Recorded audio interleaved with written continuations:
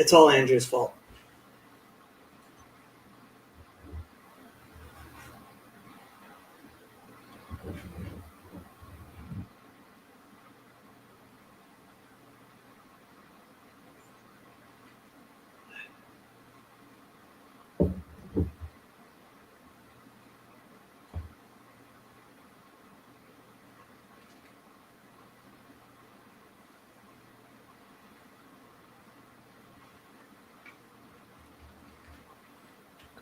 Sorry, did you say something? Nope. Okay. I said it's all Andrew's fault. Hmm. Antonio says Andrew's sleeping.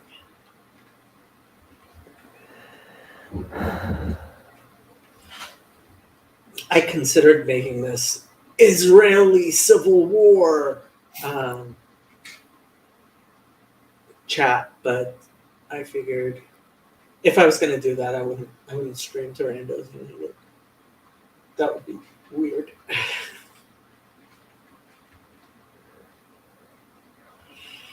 Israeli revolution.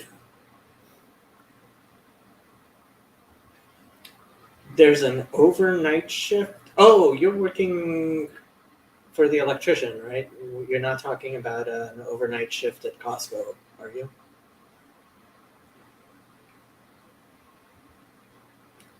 Complete pipe dreams. Me and Yosef are sitting around talking about impossibilities. What's most likely going to happen in Israel? Okay, yes, electrical. What's most likely going to happen in Israel is Bibi is going to be forced to back down on his judicial reforms, um, which may mean a collapse of the government and new elections.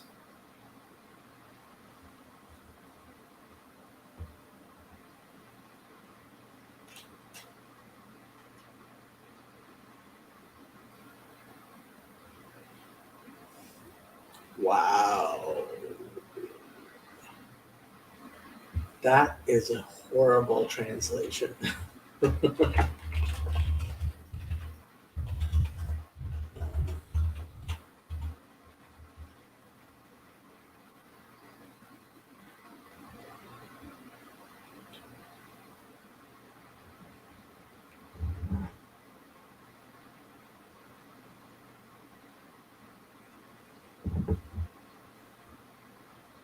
I'm guessing you don't care too much about the Israeli news.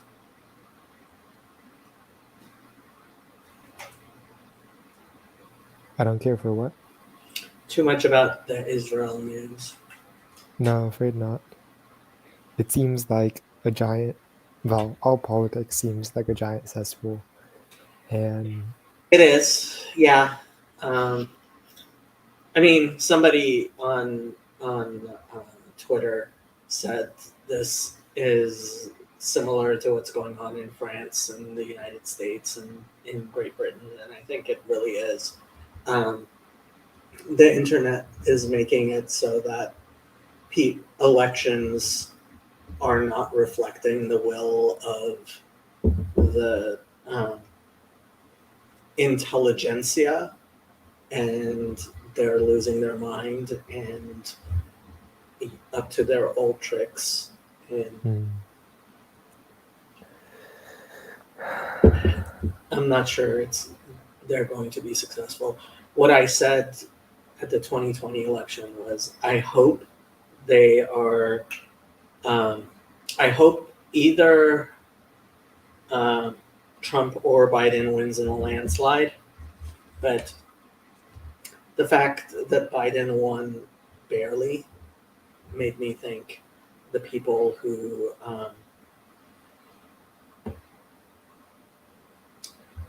William says it will get worse here if the U.S. gets to packing the Supreme Court. I mean, that's basically what's going on right now in Israel. It's the the Supreme Court is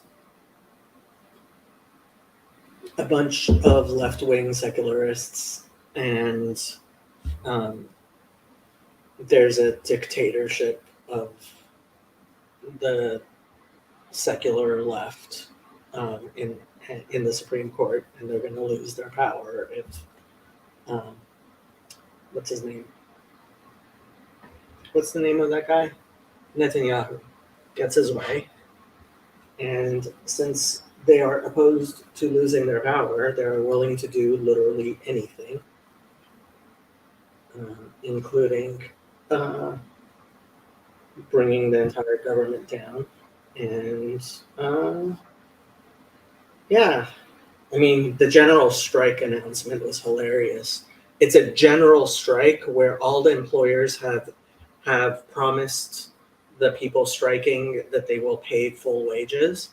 So, is that a strike of the general population or a strike that's being funded by the employers? Yeah, it's mad. Oh,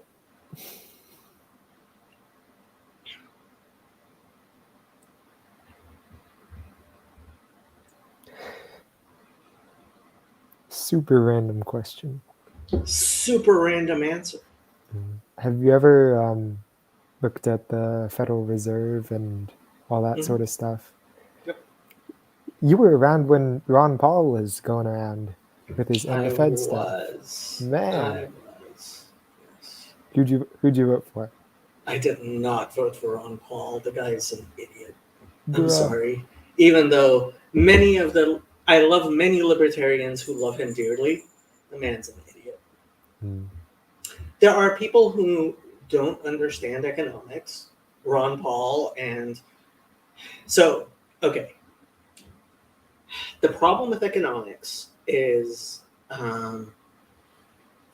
Fraudwood says, what secrets lie within the heart of Jacob? Only the shadow knows. So the problem with economics is that it is more complex than fluid mechanics.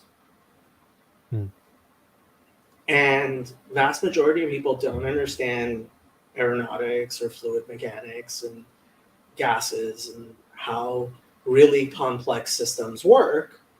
The fact is that really complex systems are so complex that the normal models don't work well at all, and you have to use stochastic modeling. And the problem with stochastic modeling is it's very different from normal models everyone's used to. So you get midwits who are people who are smart enough to like maybe even understand calculus, but they're not smart enough to quite understand. And frankly, like I never understood fluid dynamics either, right? I'm not that smart, but I have enough intellectual humility to realize I don't understand fluid mechanics, and that there are people who understand fluid mechanics, and that you cannot model fluids and certainly gases in the same way as you do solids. And so all of the people who are trying to use billiards physics to understand the weather are the people who think that economics is really simple and and they have it all figured out. And then they say stupid things like, so Adam Friended a while back said something really silly about economics on Twitter, and I was like, okay, you have no clue what you're talking about. And he really didn't. Like his model of economics, the way he understood it, he thought that dollar bills are T-bills. He thought that if we were to get rid of the national debt, there would be no monetary supply. Crazy. Yeah. But there's a lot of people who think that. And I think Ron Paul, to some extent, seems to think that. Like, if you really think that without a national debt, there's no monetary supply, you don't understand anything about modern monetary supply. Mhm. And yes, I mean, so Graham says our money is coupons. And to some extent, it is coupons. But that's completely beside the point. The fact is that the spirit of mammon, right, animates money and the movement of money. And the velocity of cash is real. And if you don't understand the basics of economics, you're not going to understand how human society functions. Mm. And is it to some extent kind of like pheromones in the signaling that it does between human beings? Yes. But it's a signal between human beings. And it's an important signal. It may be the most important signal in keeping our society together. And this is part of the reason I am worried about economic collapse. Yep.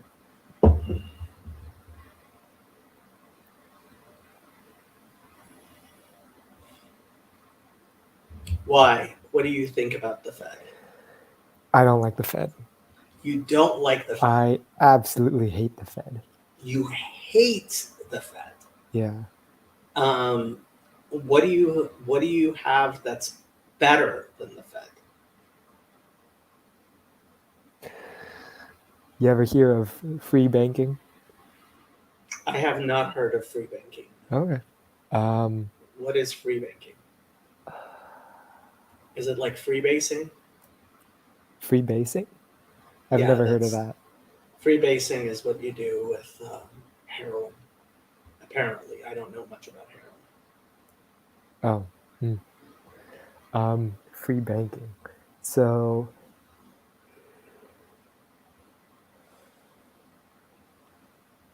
the first thing to explain is that like anything can act as money. People think that like things are good as money because they're valuable, when it's the other way around. Things are valuable because they can act as money. There are things which have value because they can act as money. Mhm. Money is, I mean, using gold as money was useful, Mhm. and especially because having inherent value kind of gave it a basis in reality that fiat currency doesn't have. Mhm. But the fact is, since you can pay your tax bill in dollars, and the United States has an army which will come and collect its taxes, it's not like fiat currency has zero intrinsic value. Mhm. It has as much value as the um,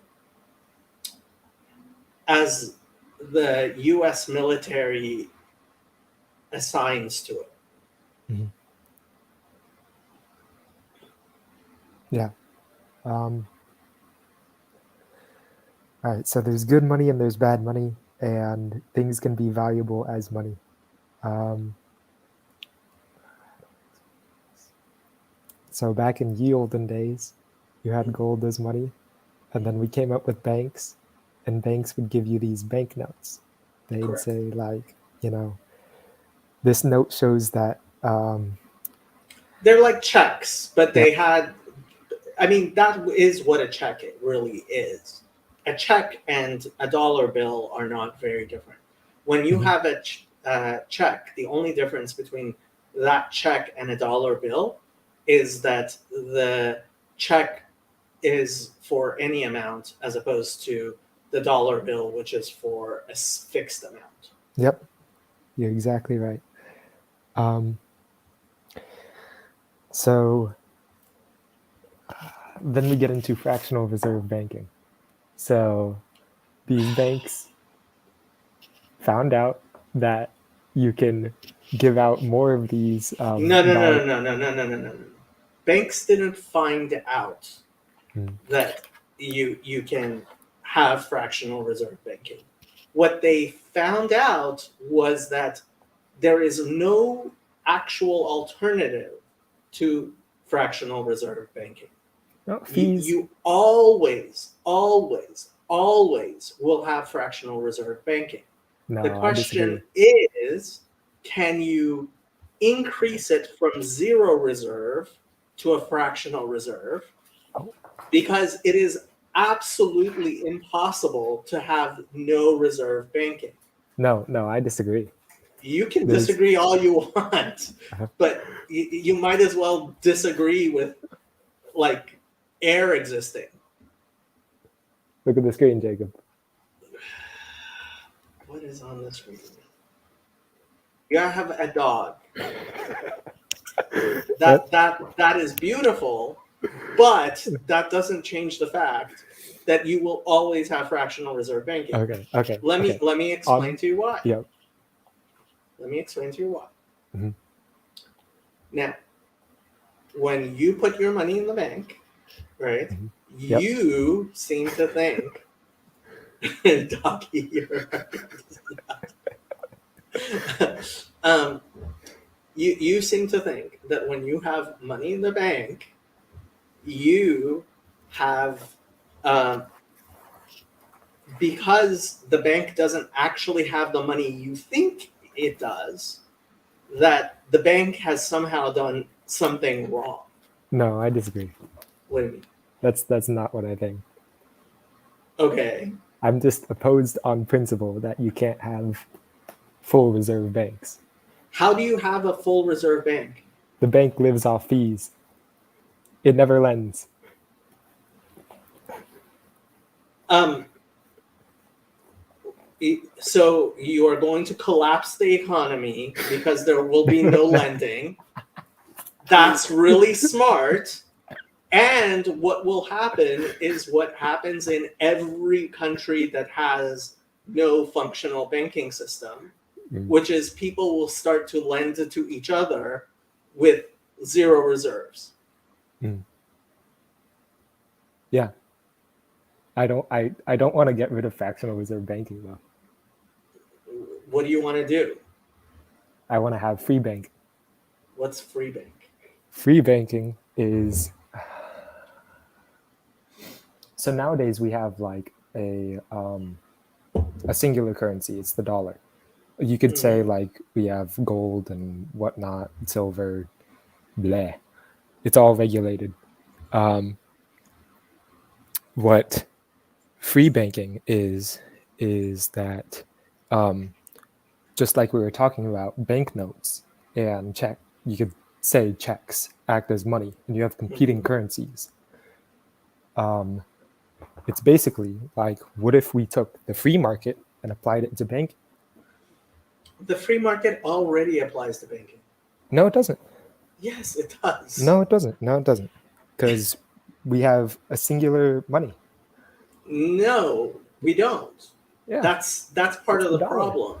We actually don't have singular money. We have multiple types of money, including all the silly cryptocurrencies.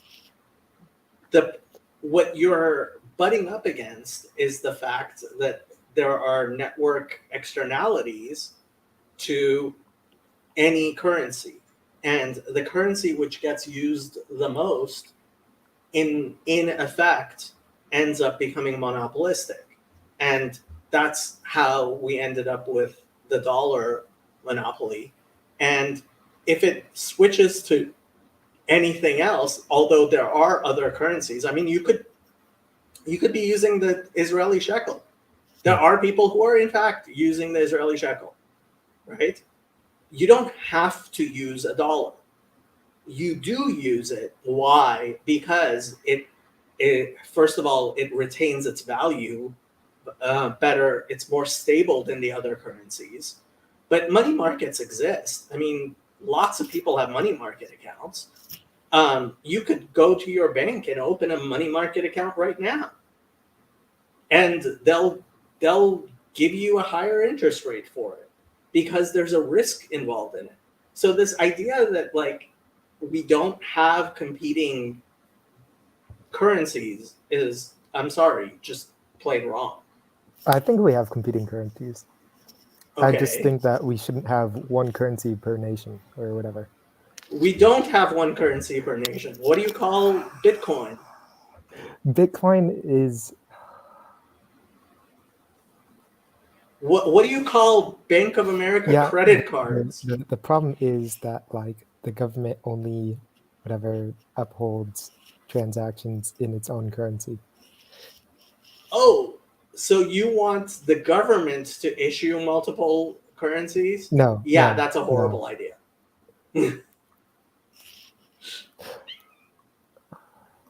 So, I mean, what's your problem?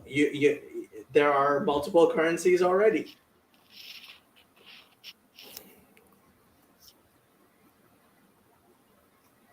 I don't want governments issuing currencies and only. You don't want the United States only accepting taxes in one currency.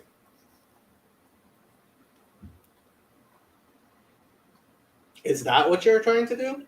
Like, have the United States be willing to to get paid in Bitcoin?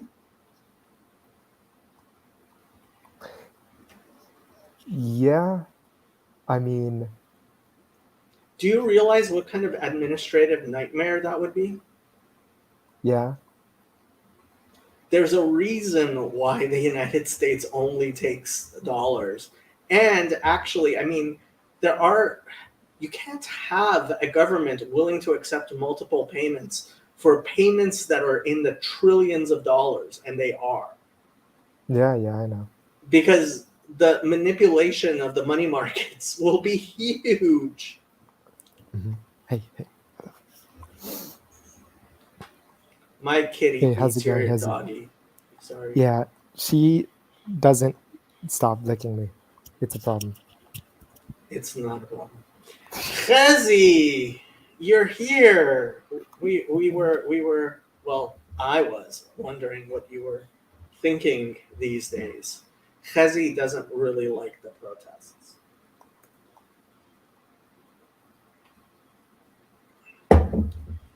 So Yosef had this idea, Chezi, that if the Yanuka were to insert himself into the political problems of Israel and were to become a political leader, you would be like Mashiach.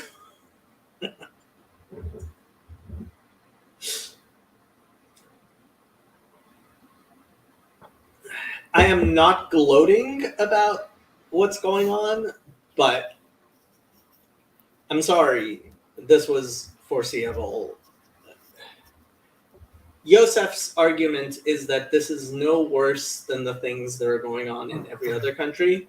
And it's like, yeah, I guess it's not worse than what's going on in every other country where civilization is falling apart.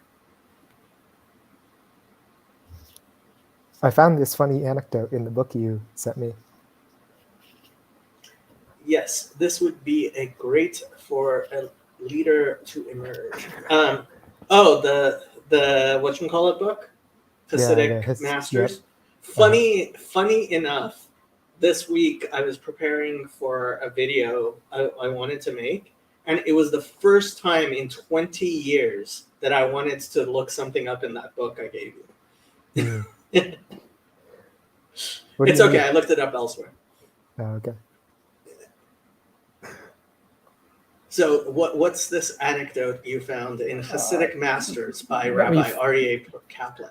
Let me find it. I remember what it was. I just don't remember the names.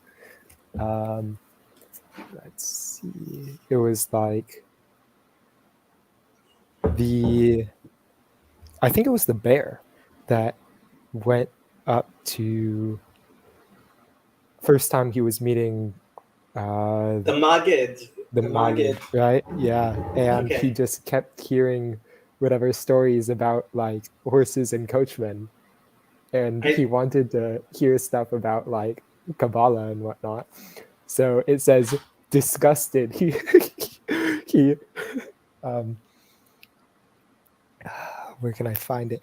He left disgusted, and then the Magid, whatever, like, called to him, said like, yeah. get back here, and pointed whatever. They had some sort of discussion, and he said that the bear knew the body of Kabbalah, but not the soul, something like that. Let me try finding it. I mean, it's going to be Hey. towards the beginning. The Magid was the first student of, well, maybe the second student. It's either chapter 2 or chapter 3 in that book.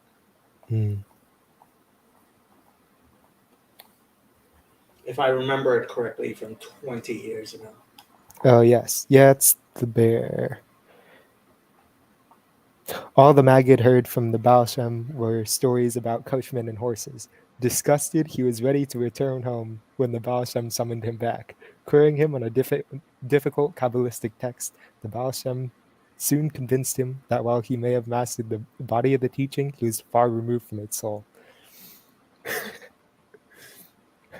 It just seems funny to me that this guy goes to hear the Baal Shem, and then all he hears is like stories about horses. Well, I mean, yes, but if you know the Kabbalah, you know that.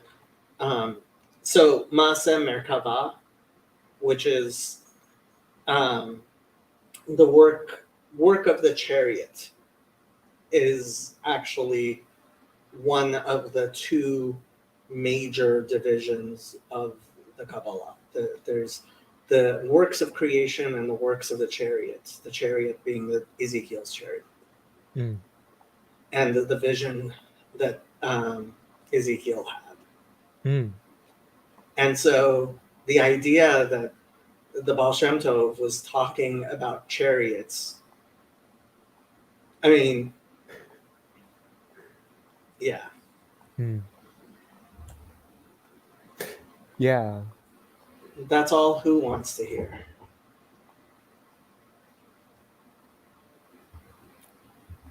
I only want to hear about the Maggid of Mizrash.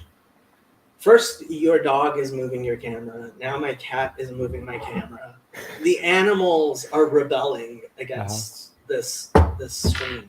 Yeah, she's got my arm pinned here. Hence why I'm halfway leaning over.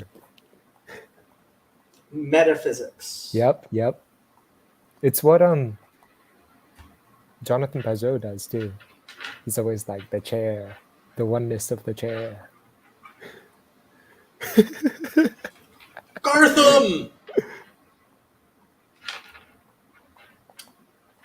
Yes, so apparently this is a story of the Maggid and the Baal Shem Tov.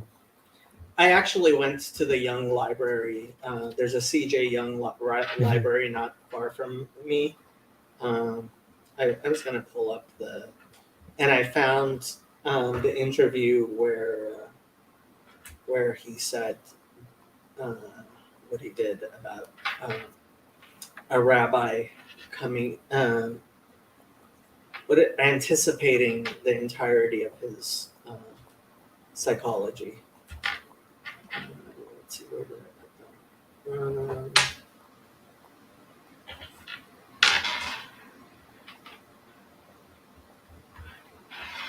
Ta-da!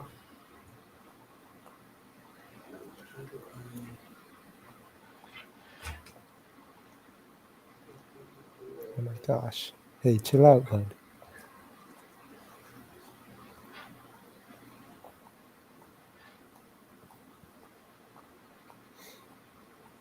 So this is the book.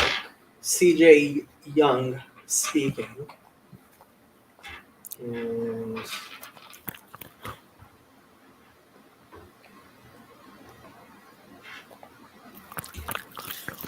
This is an 80th birthday interview that somebody did in July 22nd, 1955, with Young on the occasion of his 80th birthday. And then this is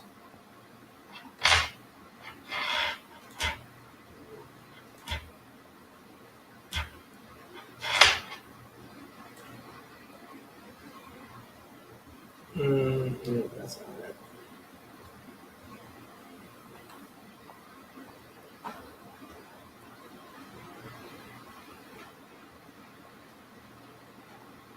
Oh, well, it kind of is it. Okay. So, page 271.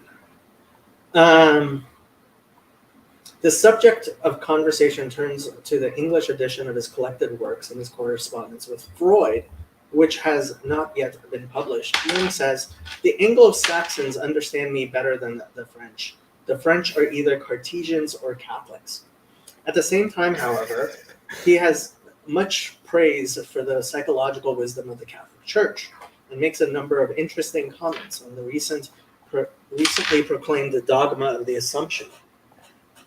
It is because the Jews and Protestants, those mitigated Jews, have no pictures of God, because they are not allowed to represent the archetypes, that they top the statistics for neuroses. Taking up a reference I made to the affinity between the theories, his theories, and those of William James, Young confirms my remark, saying that he had known James personally. But do you know who anticipated my entire psychology in the 18th century? The Hasidic rabbi Ber of Mizrich, whom they called the Great Maggid. He was a most impressive man. In conclusion, I asked for another interview in 10 years' time. Young laughs. In 10 years, you can shake hands with my shadow in Hades. What does that mean? I was Chezi's going to join us. There's a Kierkegaard library at St. Olaf in Minnesota. Carl Jung said that. Yes, Carl Jung did in fact say that. Another big fan of Judaism toward the end of his life, Jean-Paul Sartre. So, I actually there was a book in the library. Oh, this is here. I'll show you guys another picture I took at the library.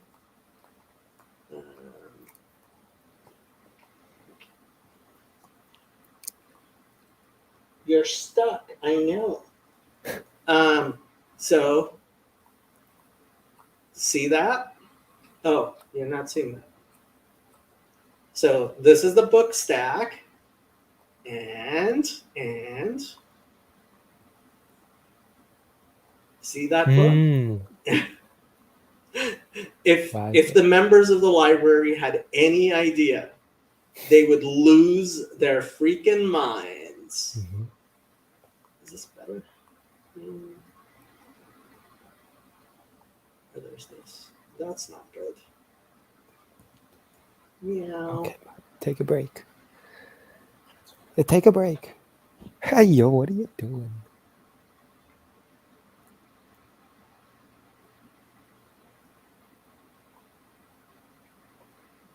Super random question. Super random answer. There's this one part in here where it says, "The mystery of God's unity is that wherever one grasps an edge or part of this unity, one grasps it all." Yep. What does that mean?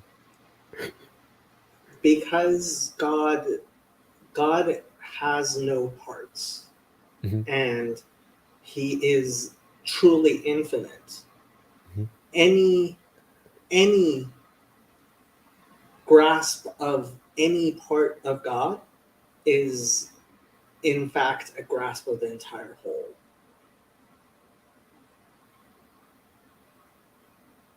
But you said He has no parts. Exactly.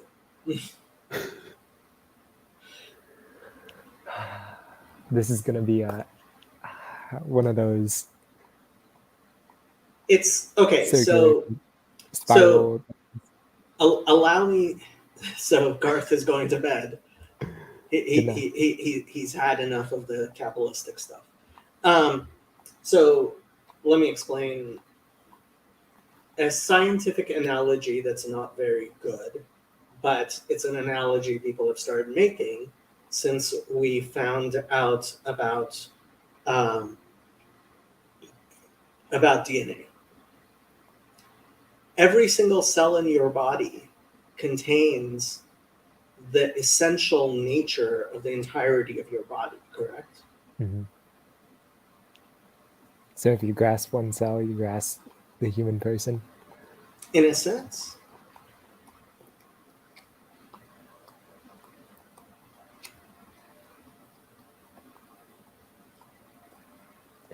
It's fractal, huh? Fractal is one way of describing it. Yeah. Because God is truly infinite, anything that is revealed of him reveals him truly completely.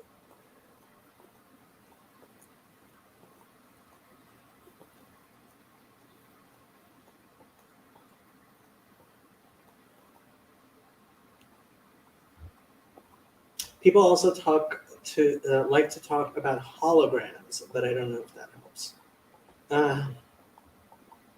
Not sure.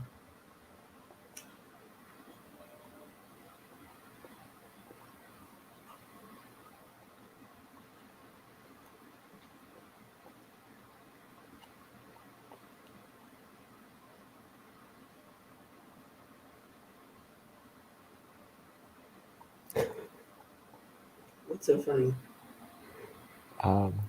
My dog has these really big ears.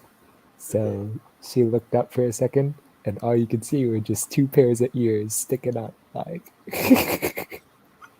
Well, all you see is two of Shadow's paws. Mhm. And since she's black, you can barely tell that any of the paws are sticking out. Mhm.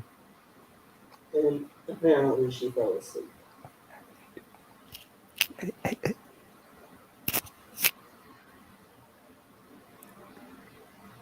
Which is strange. She was like really hyperactive like 2 weeks ago. But she's asleep now.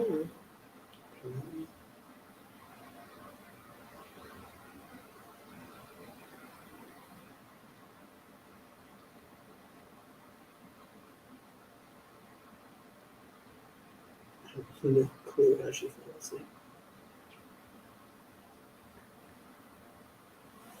What happened in 2021? You graduated from high school? Yeah.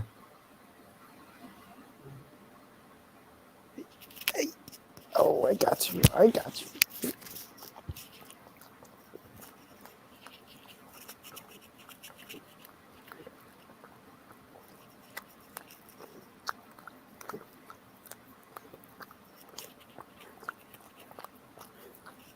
Are we listening to your dog licking you? Yep. That's enough. That's enough. Hey, come on, come on, come on, come on. He You loves just, you. Or she. she, He? She? she. Yep. What's her name? Bailey. Bailey? Yep. I just got home, so she's been missing me. How old is she? 7? Okay, she's still pretty young. Wait, I got her 7th grade or 8th grade? 4, 6. Yeah, 7 or 8. She's getting early stage arthritis though. Mm. Yeah. Yeah, well, I mean, those dogs, what are they called? Corgis. Corgis. Yeah. They were tend to get not. those. Yeah, they were not bred with health in mind. Yeah. They were bred to be oblong and cute. Yep. Huh? The queen got some of you, and now you're all everyone wants, huh? See, that's the thing. Like the dogs and cats I get, like I could never get like one of those brachiocephalic dogs. Like one of my cousins, distant cousins, has a English bulldog, and it's like she looks so incredibly like oblong and not healthy. Mm. Broadwith is right. This is like totally ASMR.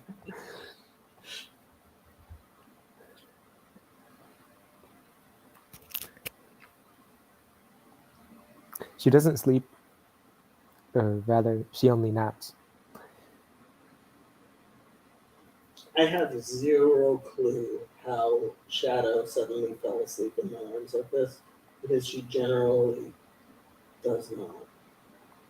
She spends most of her time sleeping in her hammock, but she did fall asleep. Hear that, bud? You better fall asleep too.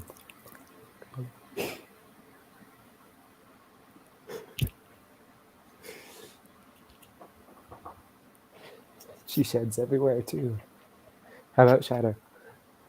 Shadow doesn't really shed very much. At least not that I've noticed. I mean, Happy sheds a lot more. Actually, Happy's probably shedding right now, and I did not take a brush up there with me. So Arya Lev doesn't actually have a brush for her there. And it's getting warmer. I think I'm gonna go Memorial Day weekend to pick her up.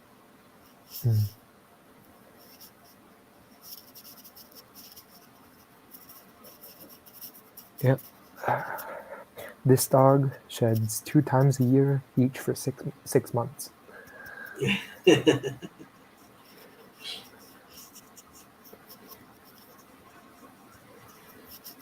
Happy really does shed when it starts getting warmer. Mm-hmm. Yeah.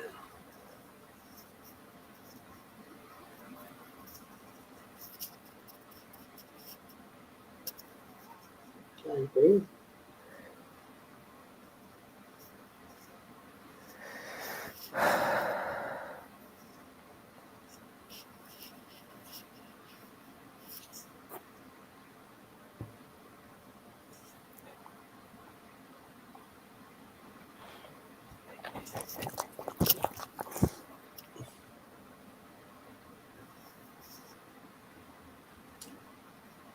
Is AI art? Well, that is definitely an argument to be had.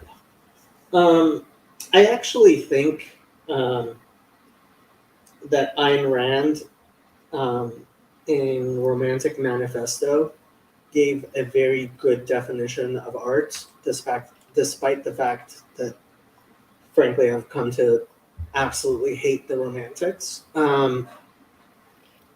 But art, in the sense, first of all, I do believe in the death of the artist. So I think art is in the eye of the beholder, not in the creator of the art. And so I don't care about the intent or even the intelligence of the artist, right? You can look at here. I will show you one of the most beautiful works of art in the world.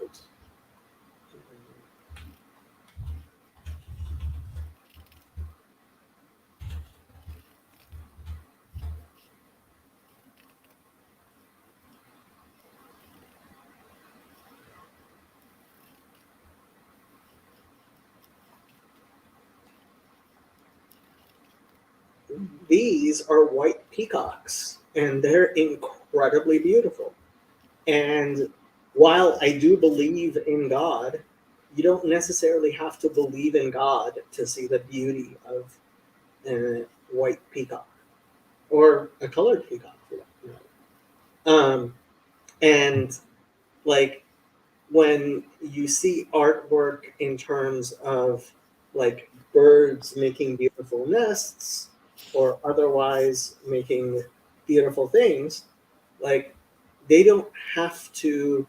So I honestly, I don't think who made the art and the intent of the artist is at all relevant to whether or not something is in fact art.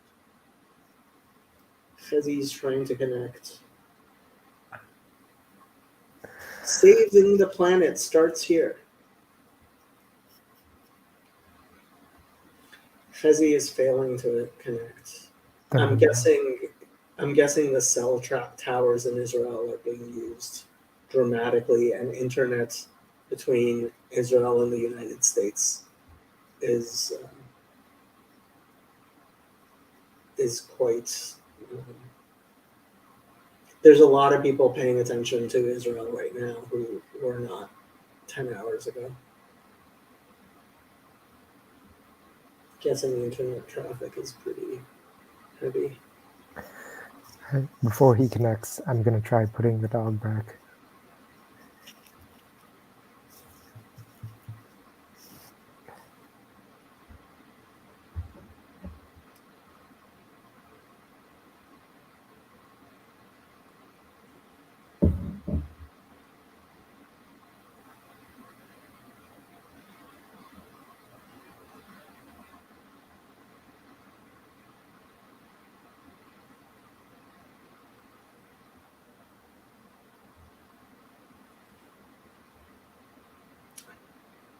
Is the coder to the AI?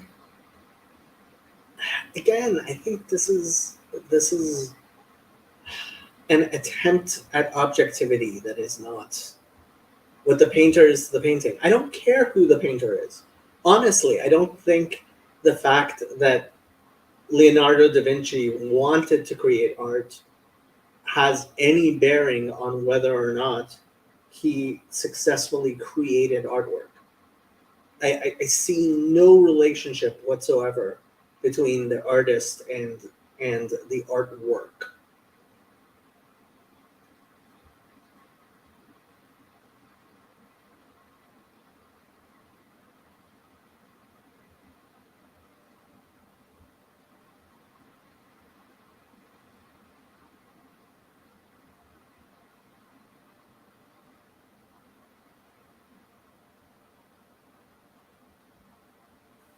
Guess who's back? Shady's back. Tell a friend.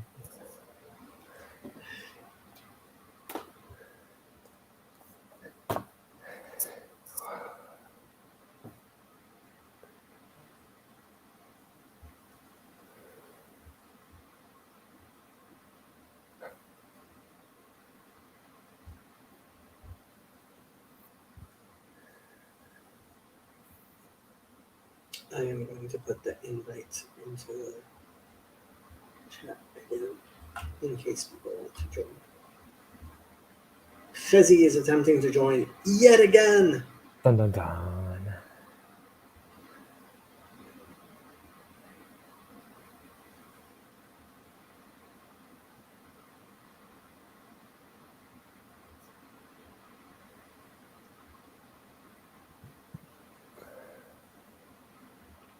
Hello, Jaime. I believe this is the first time I have ever spoken to you. It doesn't matter if you're trying or not trying to do art. It really doesn't matter at all. I don't care about your intentions whatsoever in the artwork.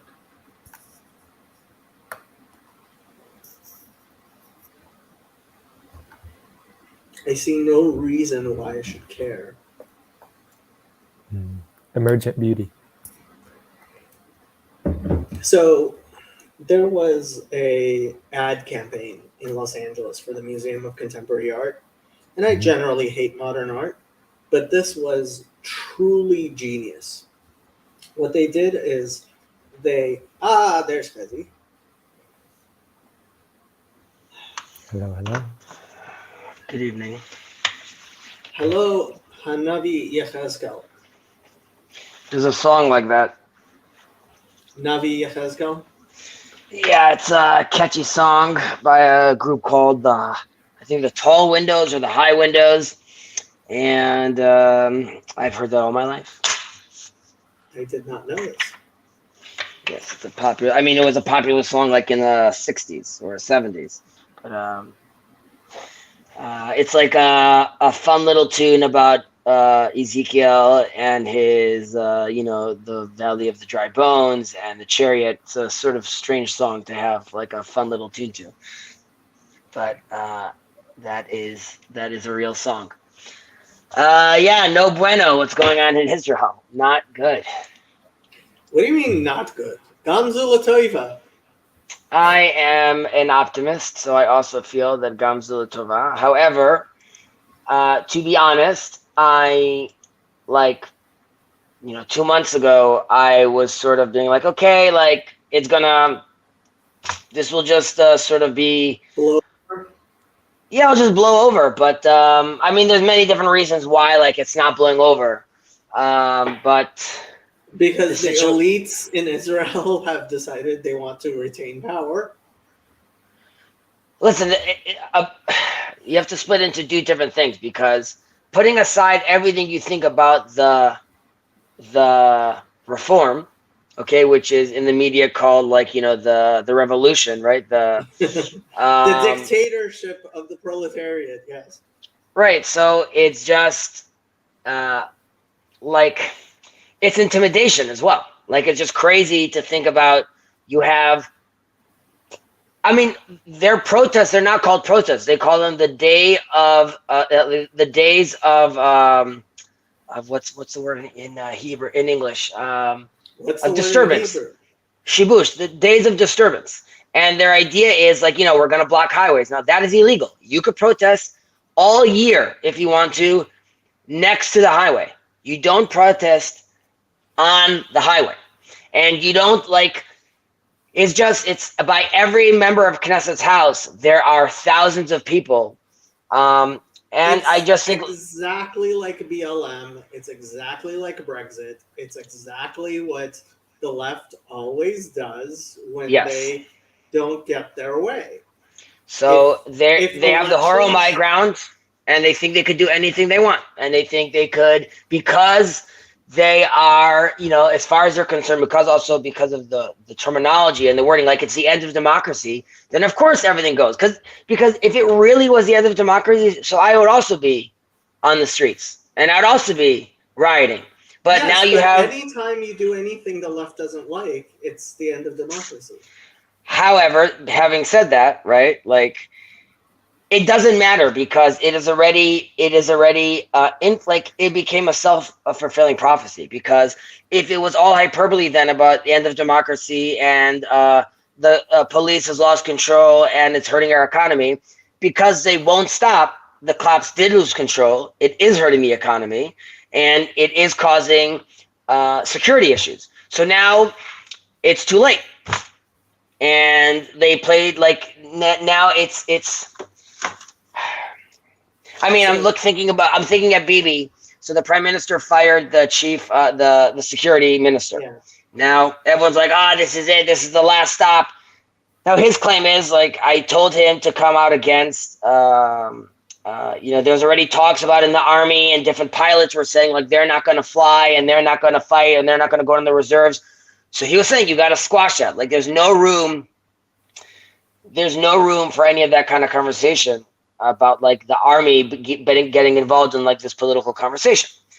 But that wasn't squashed. So he's you've lost control, you're out. But I usually have a thing or two to say. I don't know what they're supposed to do. So Yosef says, this is why I tuned in as I fell asleep, waiting for Chaziz's take. So Yalla, Joey said, get on, because it's a good conversation to have. It's an important conversation to have. I also think that.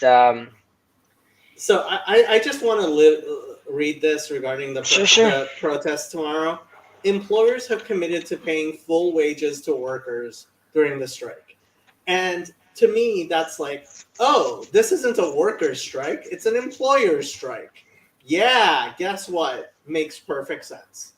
high schools. I mean, it's also they closed the universities because the university professors, this is what they want. Now again, you could come and say, well, Chazi, isn't it beautiful that like everyone's getting together and they're going to speak truth to power and there's not going to let that happen? They're not speaking truth to power. This is power speaking truth to the people. I understand that, and you have a real. I mean, it happened today, right? You have thousands of people on the highway, completely closed off the highway, and you're not going to have in 2023 the cops starting to water cannon like thousands of people on the street. Chazi, what happens if and this is what we started talking on the Discord server about, if the Moetzet Gedolei HaTorah of United Torah Judaism and Shas announced that all the Haredim should go out on the highways and protest? What would happen? Well, it would. I mean, it would not end well. Obviously, I just to throw this out there because there was on Thursday night, last Thursday, there was another. They decided to take the protests into a neighborhood named Bnei Brak, which is an ultra-Orthodox community. And the protester came with helmets on and bike helmets on because they were anticipating like a lot of action. They were shocked to find that the ultra-Orthodox were waiting with Shabbat food, cholent, bagels, things like that, and we're giving it to them. And there's this video that's making its way around on social media where you see there's this music playing and it's just singing Shalom Aleichem slowly. Then they just had it playing, and you see this protester, this older man, take off his helmet and just start bawling, crying, and singing Shalom Aleichem with it. And This was Motzei Shabbat. This wasn't on Shabbat. This was Thursday night. Thursday night, okay. And he was taking a back by. So that's obviously a beautiful moment because we're brothers fighting, hence the tension, because it's biblical. The terminology being used by members of Knesset is Medinat, the state of Israel versus the state of Judah. And then you think again about I haven't seen this video. Now we have to find this video. Is it on Twitter? I'm not on Twitter, so I don't know. You're not on Twitter? How can you not be on Twitter? I've never been on Twitter either. Video Israeli protest. Shalom Aleichem. Here it is. On YouTube. Yeah, you could play it for a second while I pick up a file for myself. You have to put this in perspective, Andrew. Remember, this guy's coming, has a helmet on, and he thinks he's going to have a whole big fight right now.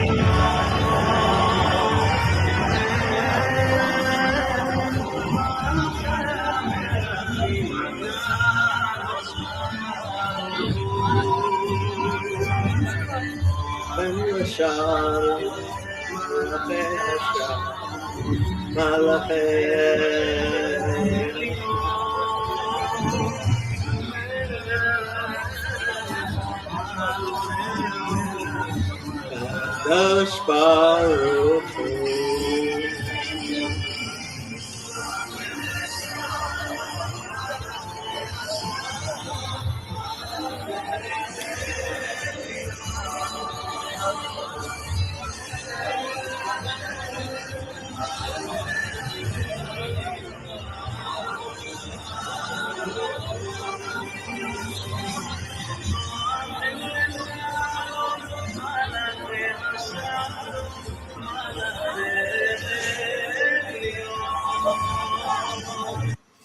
Okay, that's beautiful. So I'll tell you why it's beautiful and depressing, because he, right, as knowing his age, if I wasn't in bed, what is it? I need to be up in and he needs to be up in 6 hours. Okay, so just listen. It's sad because that relates to this enchanted theory. That guy, he's too immersed because of his age, I think. When he heard that song, it disarmed him, because deep in him, it was too overwhelming of him to think for a second. He was realized that it's brother fighting brother. It's in Israel. Like, how is this happening? How do you say protester in modern Hebrew? Mafgin. Mafgin? Yeah, like Hafgana is a protest, Mafgin is a protester. With a bet or a pay? Pay. Mafgin. So you have a younger generation that is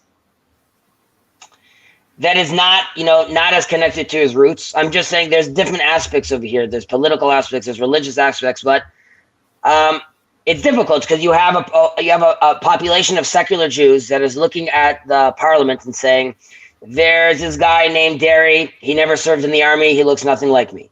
There's this guy named Ben-Gvir. He never served in the army. He looks nothing like me. There's a guy named Schmutritz. He did 10 months in the army. He looks nothing like me. They're making there's this guy named Gafni. He never did the army. Like, these people are changing my country in front of me, and they're making these laws for them that they're accommodating. So it does seem, I can understand how it seems extremely scary. There was horrible, it was horrible on the right hand side. They did a horrible job explaining the reform, the laws they wanted to change. Now, none of this is an excuse for the intimidation tactics, for the insane power grab of the Supreme Court, but there's a way of how these things have to be done, and they just dropped the ball in this so badly. And because of the complete recklessness of the opposition, and exacerbated by social media, it really, the situation has seemingly lost control. And Bibi tried to come in. He tried to get involved recently and said that he's going to personally, get involved in this situation. He tried to wink to the liberals and say, listen, you guys have these concerns. I'm going to make sure that the minority population, their rights are enshrined and protected in constitutional law. And that even includes the LGBTQ. And I don't think he would be able to say a comment like that without okaying it with the ultra-Orthodox communities first. So I think that was supposed to be like throwing that out to the left. However, they've climbed up a tree that they can't come down on. Like, you can't say it's the end of democracy, he's a dictator, it's the end of the world, and then, like, if he changes one thing, they'll be like, oh, it's okay now.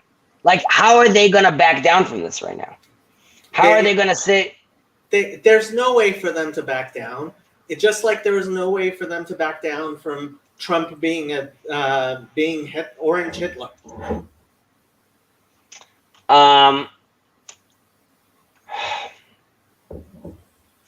You have to think about, like, the highways were blocked for 9 hours. Pregnant women, people that were sick, people trying to get home. Just like now, how do you want? They're paying everybody to strike and sending the students. Frankly, the Haredim. If they weren't all 80-year-old men, and this is what I said that made Yosef say maybe the Yanuka will get involved. The fact that they are all 80-year-old men on these moetzot, if they sent all of the yeshiva bachers out onto the streets to protest, to protest, but you don't want to have civil war. You don't want to have what the yeshiva bachurim are. What are they going to do? They're going to beat people up. Hopefully not. It's, there's no proper dialogue, which again, and people also have to realize the Supreme Court, not the Supreme Court, the Attorney General forbade the Minister of, how would you say Hasbara? Of Hasbara, explaining, of propaganda, really, but she's not allowed to say communications minister. She was not allowed to spend $1 on any of this. The Prime Minister was not allowed to talk about this, right? Because of conflict of interest that he has. Now, his claim is you guys are gonna say that my conflict of interest is because of the judges. There he goes. As he always does. This is the precise same thing that the BLM protests were in the United States. That's the thing for me. It's like this is no different. The left has decided that anybody who opposes them is in any way is Hitler, and they have to greet it with violence. And guess what? If what you do with every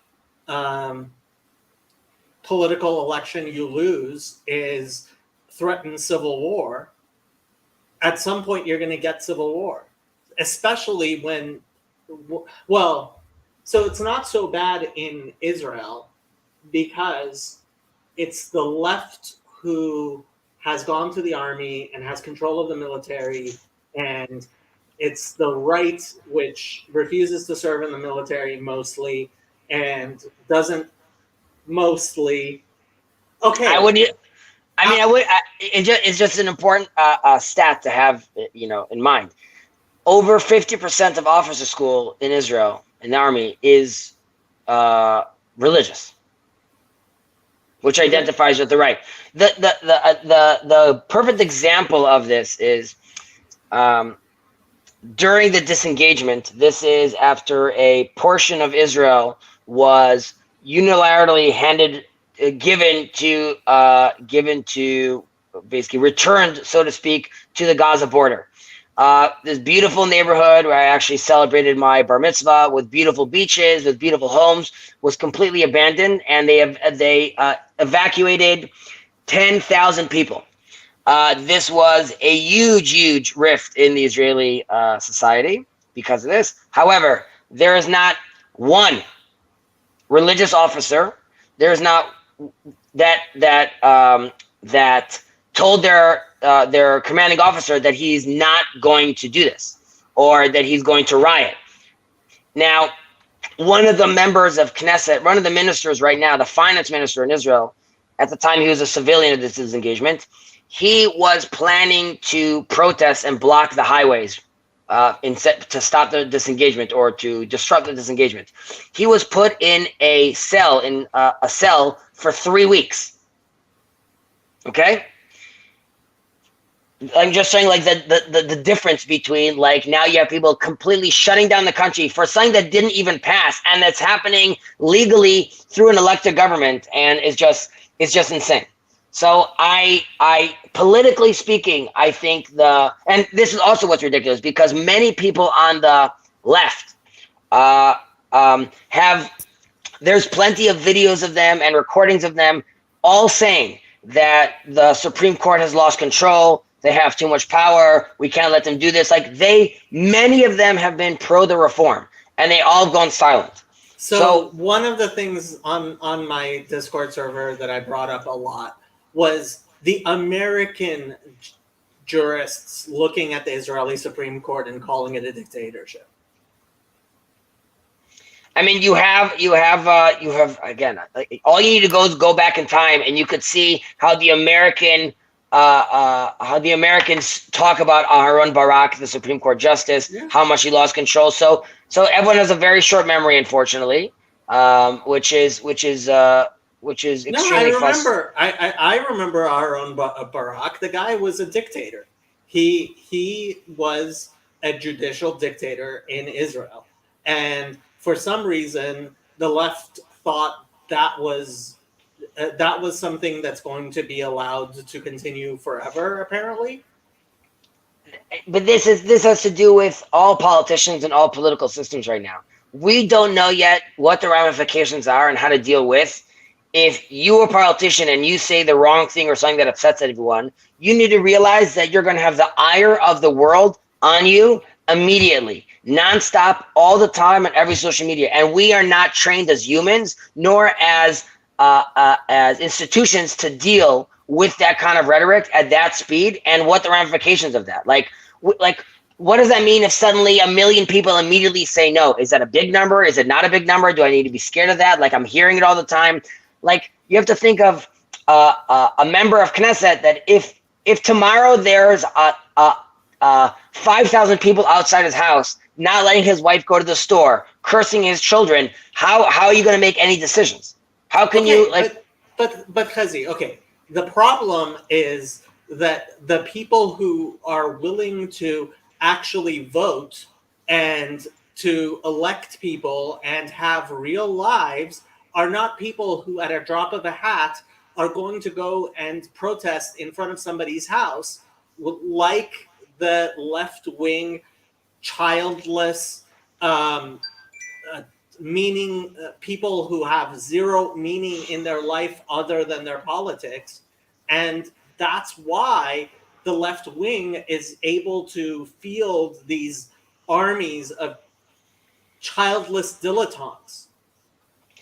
I think it's a loud minority. I think that the loud minority, I think there's a majority within the minority that is just completely confused. Okay, that doesn't realize, like, I think they're being like they're too invested in this narrative right now, where, like, facts at this point really don't matter. And that's why I would recommend, in theory, them slow down the legislation right now and try to make some sort of compromise. However, how can you identify there's a few levels to it. One is that that means like a collapse of the government, though. That means like the majority, like, why can't I protest if it's like I don't like right now? Why can't I now completely block the highway? Like, it's mayhem. Now the responsible adult needs to address the mayhem, but by addressing the mayhem, it's giving them a win, and it's giving a win to anarchy. And but you can't negotiate with terrorists, and the Israeli public should know that. Yes, but the problem is, like, and it's you now. So like now, so now they're talking about now having like a full strike in the whole market.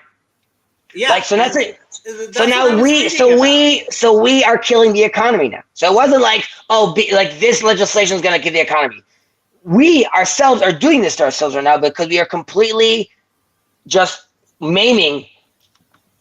Look, when you're dealing with a people who see all of their power waning, what you expect them not to fight for their hegemony? I mean, but we're burning just like they did with all those thousands of years ago. We are burning the wheat, the wheat storage. We are destroying ourselves. Okay. Well, this is the type of leadership. Yeah, I don't see any difference between what's going on in Israel and what goes on here with the establishment against the popular will of. I'll tell you the difference. The only difference I see, and this could be like, I'm biased, obviously, is that, well, there's two things. One is it only took like over 2,000 years for us to get back over here. So like that, we could lose it again. So like, it's insane that you're playing with that we're doing that. And secondly, I mean, this is the tension between Jewish and democratic, and and the fight right now for that we're going to lose our democracy. And I think people sometimes mix also. Like, you could be a democracy. That doesn't mean you have to also accept all of Western liberal culture. Like, you could be a democracy and not necessarily be like as the woke defines liberalism. And as a Jewish person, aside from me being a good civilian, I also personally have, and I don't know if America or Spain has this, but I believe that our country and our people have a message to the world. And I believe that there's like, a divine presence involved in that. Because you're religious and these people are not. I have a but question. I have Yeah. a question. Asaf Zamir, was he a political appointee, or was he a um, part of the bureaucracy? yeah, you roided for a second. Asaf Zamir, you know who he is? Yeah. Yeah. Was he a political appointee, or was he part of the bureaucracy? He's the American consul or something, right? Yeah, he was, but I'm wondering, was he? I mean, is that a political position like an ambassador is in the United States, or is it a bureaucratic position like a No, consul is? Yair Lapid, the former prime minister, Nominated him? nominated him. Yeah, Okay, so it is a but he just retired. who? I mean, just stepped down. I mean, Yeah, Asaf yeah. Zamir just stepped down. Yeah, and so this is what I tweeted about his resignation letter. Just to explain what is happening here, he's resigning because the government of Israel is too Jewish, and the second to the last paragraph is a perfect example of secularist Israelis tugging on Jewish heartstrings with cynical anti-religious sentiment. Listen to this. Working alongside such dedicated and passionate individuals who share my love for Israel and the Jewish people has been an honor. My time has reminded me of the tremendous potential of Israel and the Jewish people worldwide. We are a unique community bound together by our shared history, commitment to tikkun olam, justice and compassion, and deep belief in the power of hope and determination. Go away. Which Charlie is this? Oh, it's actual Charlie. Good one, I swear. I thought you were gonna start flashing us with porn. There you are. Well, I didn't know which Charlie was. But like he's using his supposed love of the Jewish people to resign from because he doesn't want Israel to be too Jewish. This is what I really hate about the secular Zionists. So there was an interview with former Chief Justice Aaron Barak, and they asked him, they're like, "What's your focus more on, Democratic or Jewish?" He's like, "Jewish." He's like, "Are you aware of Jewish history?" Well, he's like, "Not enough." He's like, "Are you aware of the Talmud?" Not enough. Are you aware of like? And they're like, "Well, shouldn't you?" He's like, "I should have." He's like, "Well, don't you think a Supreme Court justice that we have inside our law that we should also be dependent on our historical and Hebrew law, that you should have He knows been more." nothing about halacha. He knows nothing about Shas and Poskim. He knows nothing about the halachic process, and he likes it that way.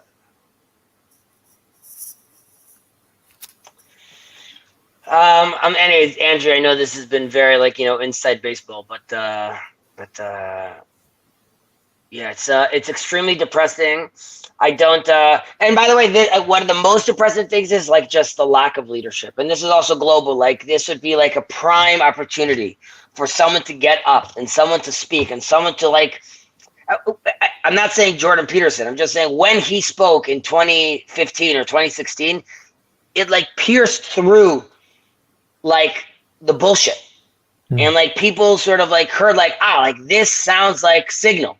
Like, I don't even know if I fully understand it. And people were like, what is he saying? But it sounded like for the first time, someone is making sense.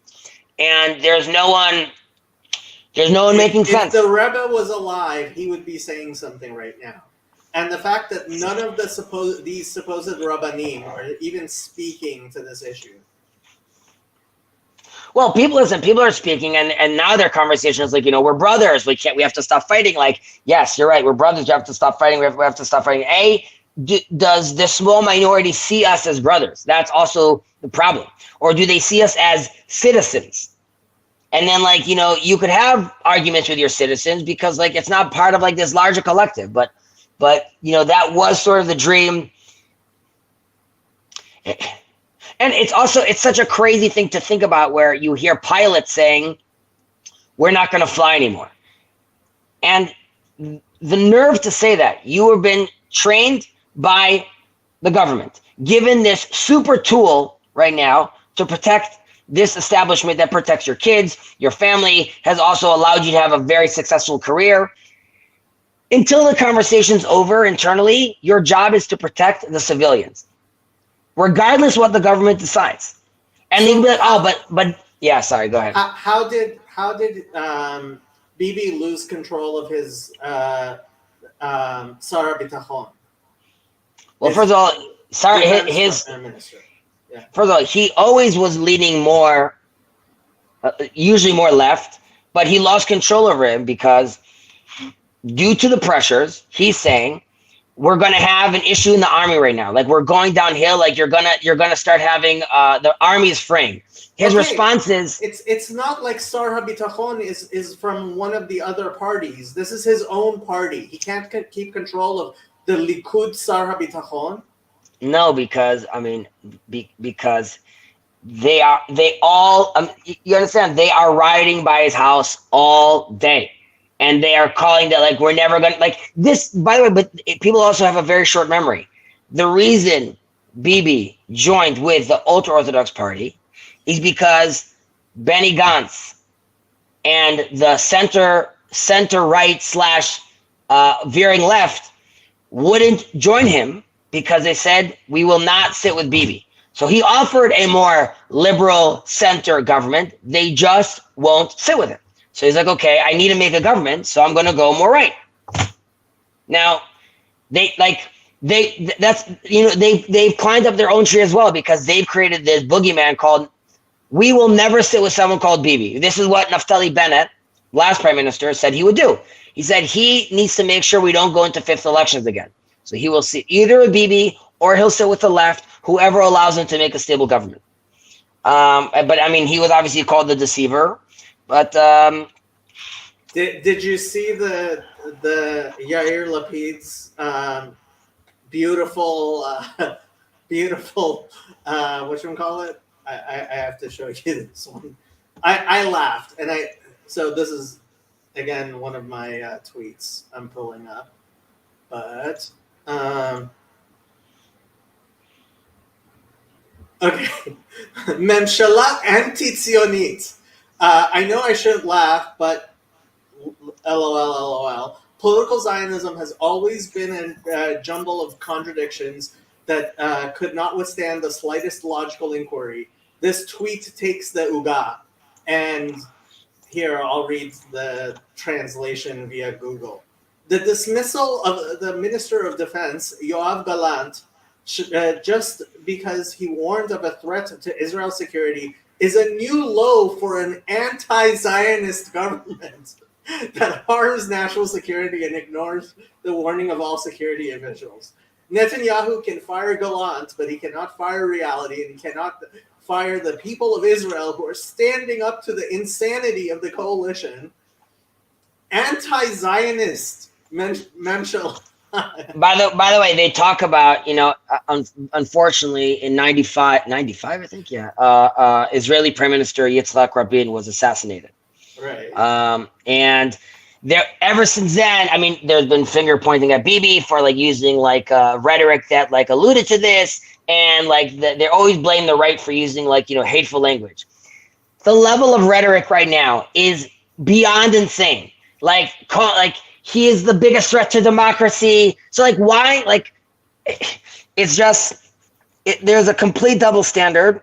But wow. If there were no double standards, the left would have none. Yes, we've heard this in the United States many times. It's true. So I don't know. I like every day this is really becoming worse. Like today, this just became like this like hit like a whole nother level, and I don't know. Like he has people in his party there saying they're gonna quit if he like backs down. And I also understand their position being like, like how can you... The thing is, he ran on this. It's not like he didn't run on this. It's not a surprise. This is what people voted for. And if you're not willing to recognize that this is what people voted for, then what are you talking about democracy? I guess so, but like now, I'll tell you why the point is that it being too late. Like the world sees the protesters as legitimate, and it's over because like there is no more tool. What world? What? Haaretz gets to decide what the world No, is now? no. America sees it that way. England sees it that way. The UAE sees it that way. And the problem is now what are you going to do? Right? Like now you had thousands of people block the highway, right? Which is completely illegal. What are you going to do? I would tell you what I would do if I had any authority whatsoever is I would have counter protests. Sure. It's have counter protests. No, announce counter protests. Say but counter protests it will lead to that will lead to violence because all you need is to strike a match and you have on a highway two populations going at each other and then you're going to lose control. And then you already lost control. You already lost control. You can't give up to these terrorists. I would be very careful with those words, terrorists. They're not all terrorists. They're my brothers. They're my family. There are people who are demanding that an election be overturned, but because they're willing to set fire in the streets. Call them whatever you want. And it's not like I even have it's not like I have any dog in this fight. It's just of course you have a dog in this fight. What are you talking about? A dog in this fight. You say you don't or you do? Everyone has a dog in this fight. I have a dog in this fight in that I have family members who, Rahman al-Islam, live under the Zionist entity. You also want democracies to be stable, and you could see right now in the world that they're not being stable. Yeah. You also ideally want, I don't know. I mean, again, I'm being optimistic because hopefully there's a lesson to be learned over here. Hopefully this will just make us a stronger nation. What? I mean, I don't see any way forward other than counter protests. You have to have counter protests.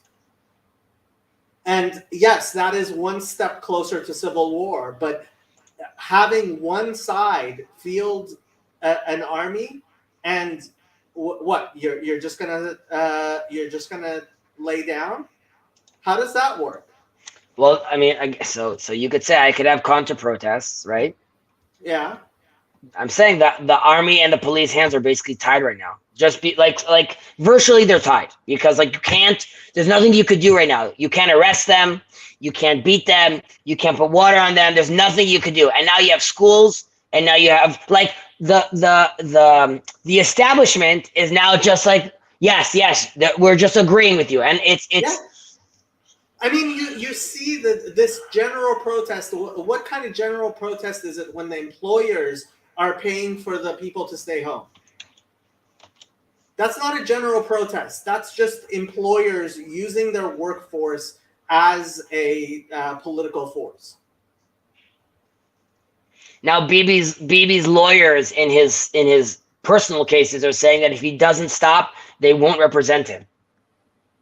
Of course, because the entirety of the legal profession in Israel is made up of all the people who were interested in law, who did not want to go to yeshiva. To be clear, also, I didn't vote for Benjamin Netanyahu the last two elections, and I voted for him this time because I was thinking that we're in such crazy waters and the world is going nuts that it was more Machiavellian. We need the most experienced ship captain to navigate these seas.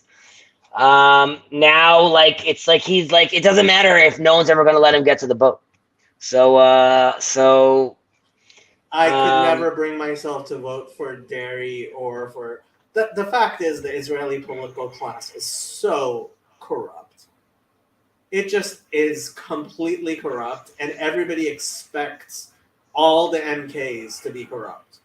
That's what I didn't like, is that even the religious parties, I remember going to seeing the MKs in Shas showing up to the yeshivas, and everybody just expected them to be the most corrupt people and including the religious people were like, oh yeah, we send the most corrupt person who doesn't belong in yeshiva to go be the MK for the religious parties.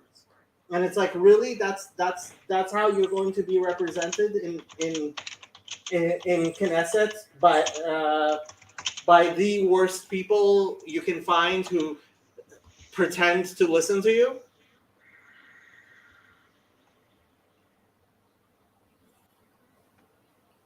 I'm guessing it's not the same with the Dati Leomi, hopefully. I what do these terms even mean anymore? I don't know. I feel like I'm gonna cry. So bad. It's so bad, and it's so like I feel like so embarrassed for her. God, like I'm sorry for him. Like it's just like I'm sorry that we still haven't learned how to behave, and I'm Kshay Oref. Look, by the way, I see. Oh no, Charlie's still here. I thought we lost everyone already, but yeah. The Satmar Rebbe, the Satmar Rebbe basically, I mean, this is what he warned about. It's not about the politics. It's about teshuvah, and it's what the Rebbe also warned about. So hopefully, again, I go back to that first video I sent you. That's where my hope is. My hope is that there's more in common. My hope is that our souls run deep, that God runs deep, and that we will. Chazi, that old man who started crying because as a child he sang Shalom Aleichem on Friday nights. I'm agreeing with you. I'm saying that's why he was. How many of the 20, 30, 40, 50-year-olds in and especially the establishment kibbutznikim chilonim sang Shalom Aleichem on Friday nights? So what I'm going to tell you is that older generation, right? He still has his traditional Torah from his family in him, which allows him to sort of see the more we have in common. However, I mean, this would behoove us to, a new Torah. We need to reinvigorate the people. We need to re-show them. I mean, that's also, Torah Mashiach. This is where we're doing a very bad job as religious Jews. It's sad. Like, I do a better job here advocating for Judaism than I do, like, in real life. And yeah, I don't know. So Yosef and I were discussing an absolute pipe dream. It's an absolute pipe dream. But imagine that the Yenuka gets involved and he gets the backing of the Edah Haredit, and all the anti-Zionists are willing to vote for him, and he becomes Rosh Memshalah of a coalition of Edah Haredit, Shas, United Torah Judaism, and Mafdal. Right? Why wouldn't the seculars be there as well if they also voted for him? Okay, fine. The secular people. Yeah, but that's called messianic times. Yes. What you're saying right now. That's what it would look like. I would also be like, wow. I guess this is legit. and he opens up on his first day speaking. He opens up a shirt and it says Jacob was right on it. And then I said, if that happens, I will stop being an anti-Zionist, and I will have to consider moving to the United States because all the Christians. I mean, moving to Israel because all the evangelical Christians would absolutely lose their mind saying the Antichrist is here.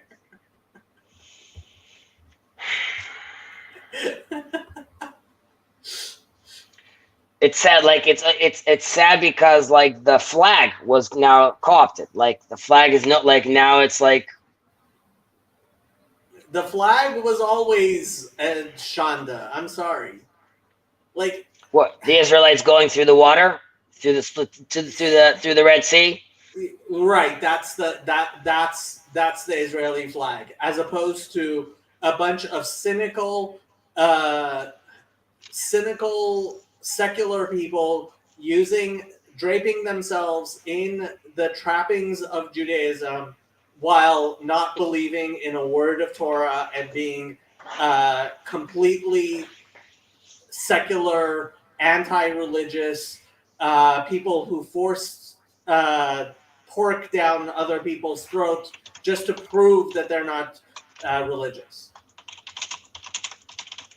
Come on, the people who adopted that flag were doing it very, very cynically, and you know it. No, I disagree with that. I You don't disagree think- with like. You I'll tell don't you think what. Ben Gurion really had a love for his tzitzit. He never wore Listen, tzitzit in his life. Forget Ben Gurion. Think about the soldiers that did everything they could to plant the flag called the ink flag, right? They had no flag and they used their ink to make a flag to plant it up during the war to show that like it doesn't matter what that someone was cynical about it. As far as the people are concerned, it represented something very deep. Now it represents democracy, and if you hold it like it's I don't know. I just found it hilarious when I saw Yair Lapid talking about an anti-Zionist government. That was just that. Sack is asking me over here. Explain your just look outside. Obviously, Messiah has not come. Yet you talk about Messiah being the leader of a political movement. So my answer to that would be, yeah, I would want the Messiah to be a leader of a political movement. I believe that's what he's supposed to do. By the way, that doesn't mean he also can be a spiritual figure. We're just not there. And I don't know if you heard, I've said this many times in the last like 2 months, how embarrassed I am in this little corner right now, because I don't think we're being a light unto the nation. I don't think we are being an example. I mean, maybe again, this is, the world, Israel's sort of like a microcosm of the world, where like now you're seeing what happened in America, what's happening in the world in large, happening now in our own political system. So again, we're seeing it like played out in Israel.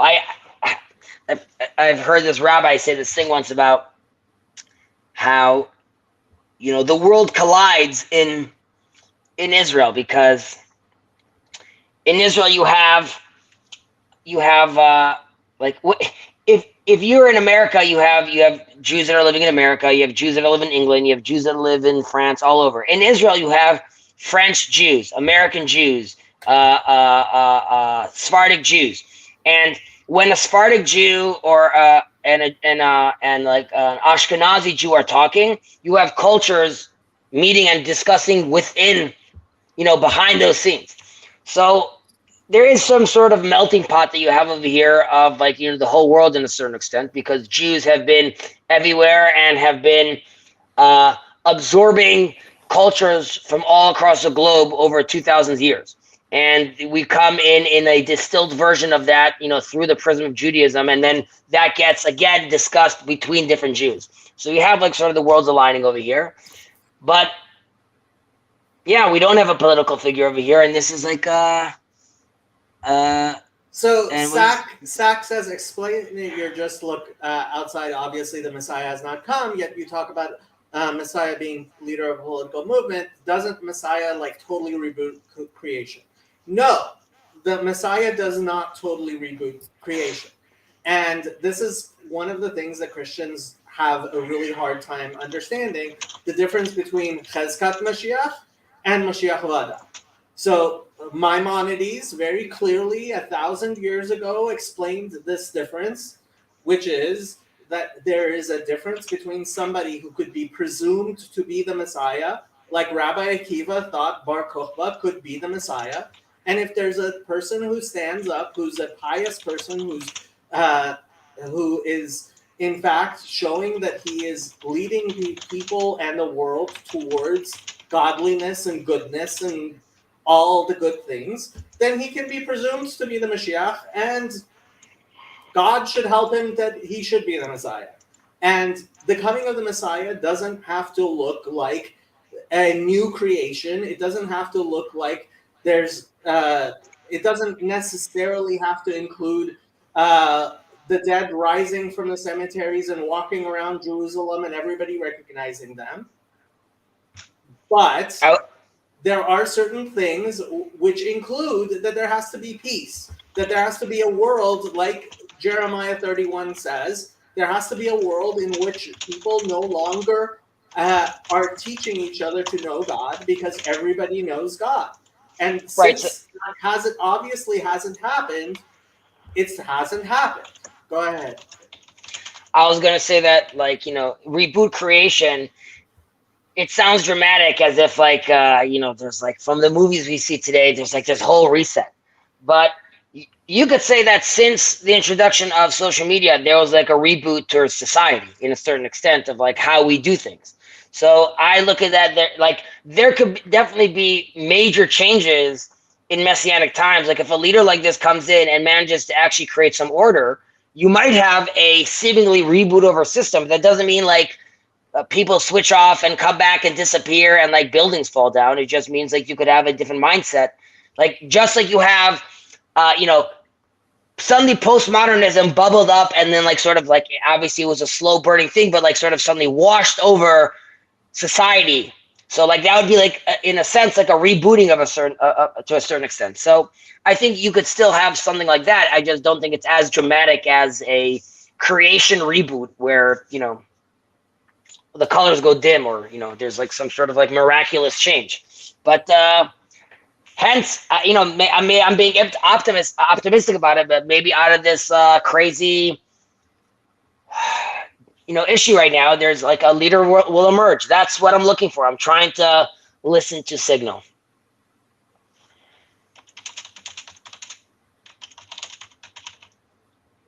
Andrew, what do you think about all this? And Zach, feel free to ask more questions if you have.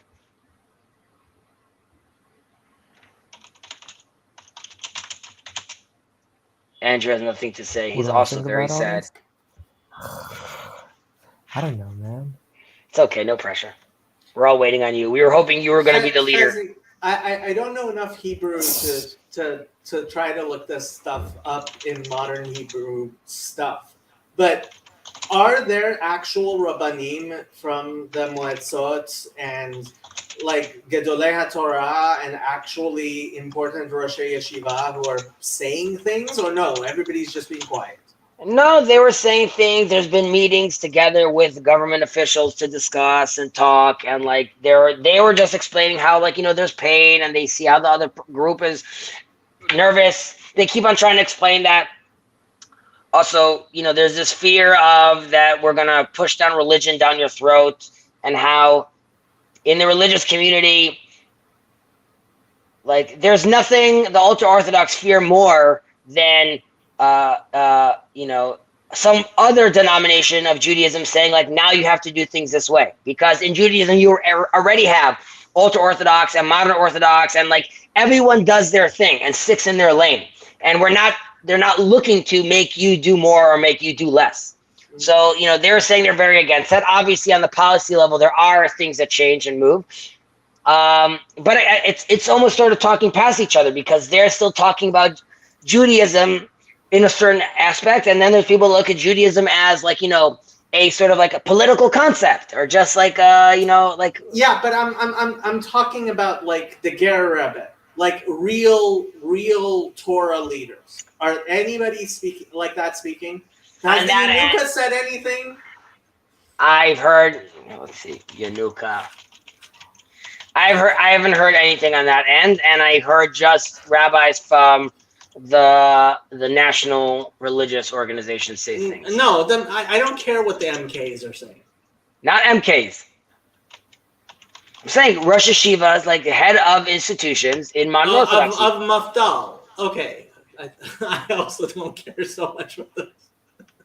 Okay, one second. Here's a class about it. He's talking all about it. It came out. Oh no, this is a year ago. What? This doesn't make sense.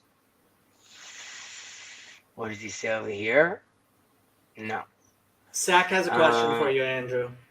Do the Go for it. Copts celebrate the Annunciation to the Theotokos? I probably shouldn't say that word because it's blasphemy. This month? Let me address the blasphemy part first. I want to ask Father Stephen if the reason why we say Theotokos is because it's not O Theotokos. Because the Assyriac Church of the East doesn't say Theotokos. They say Christotokos. And I'm wondering if it's that linguistic difference that's the difference, you know. Because I'm a big fan of linguistic differences. That way we can all say kumbaya and be, you know. As for whether we're celebrating the Annunciation, no, I think we're on a different calendar. We're in Lent. I'm sorry for the. I'm a little ignorant. I'm less aware of Christianese. Theotokos is like something about the mother. No, like Mother Yeah, of Mother of God. Mother Yeah. of God. Dun, dun, dun. Yes, I'm not such an idiot. Let me look this up for a second. They actually have a word meaning Mother of God. Theotokos, a single word sums up the meaning of Luke's phrase "Mother of the Lord," and represents a counterpoint to John's teaching of the Word made flesh. Usually, the term is translated to English "Mother of God." Theotokos. Okay. So, what's your problem with this, Andrew? I don't have a problem with it. I think the Assyriacs have a problem with it. They say Christotokos, not Theotokos. And I think the difference is that we don't say O Theotokos. We'll have to ask Father Stephen DeYoung about that because I have not looked into it at all. One thing I want to ask Father Stephen DeYoung is, like, does he think we should resolve all these linguistic differences? Like, can we? Well, he seems to Remain- think that everybody should just learn Greek and Hebrew, and then that would fix Oh, everything. you're cutting out. He seems to think everyone should learn Greek and Hebrew, and that will fix everything.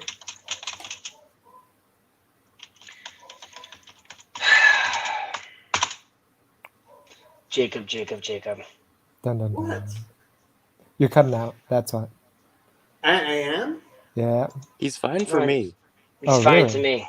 Yeah, it's you're the one Uh-oh. that's not listening. Okay. Oh my gosh. I'm sorry.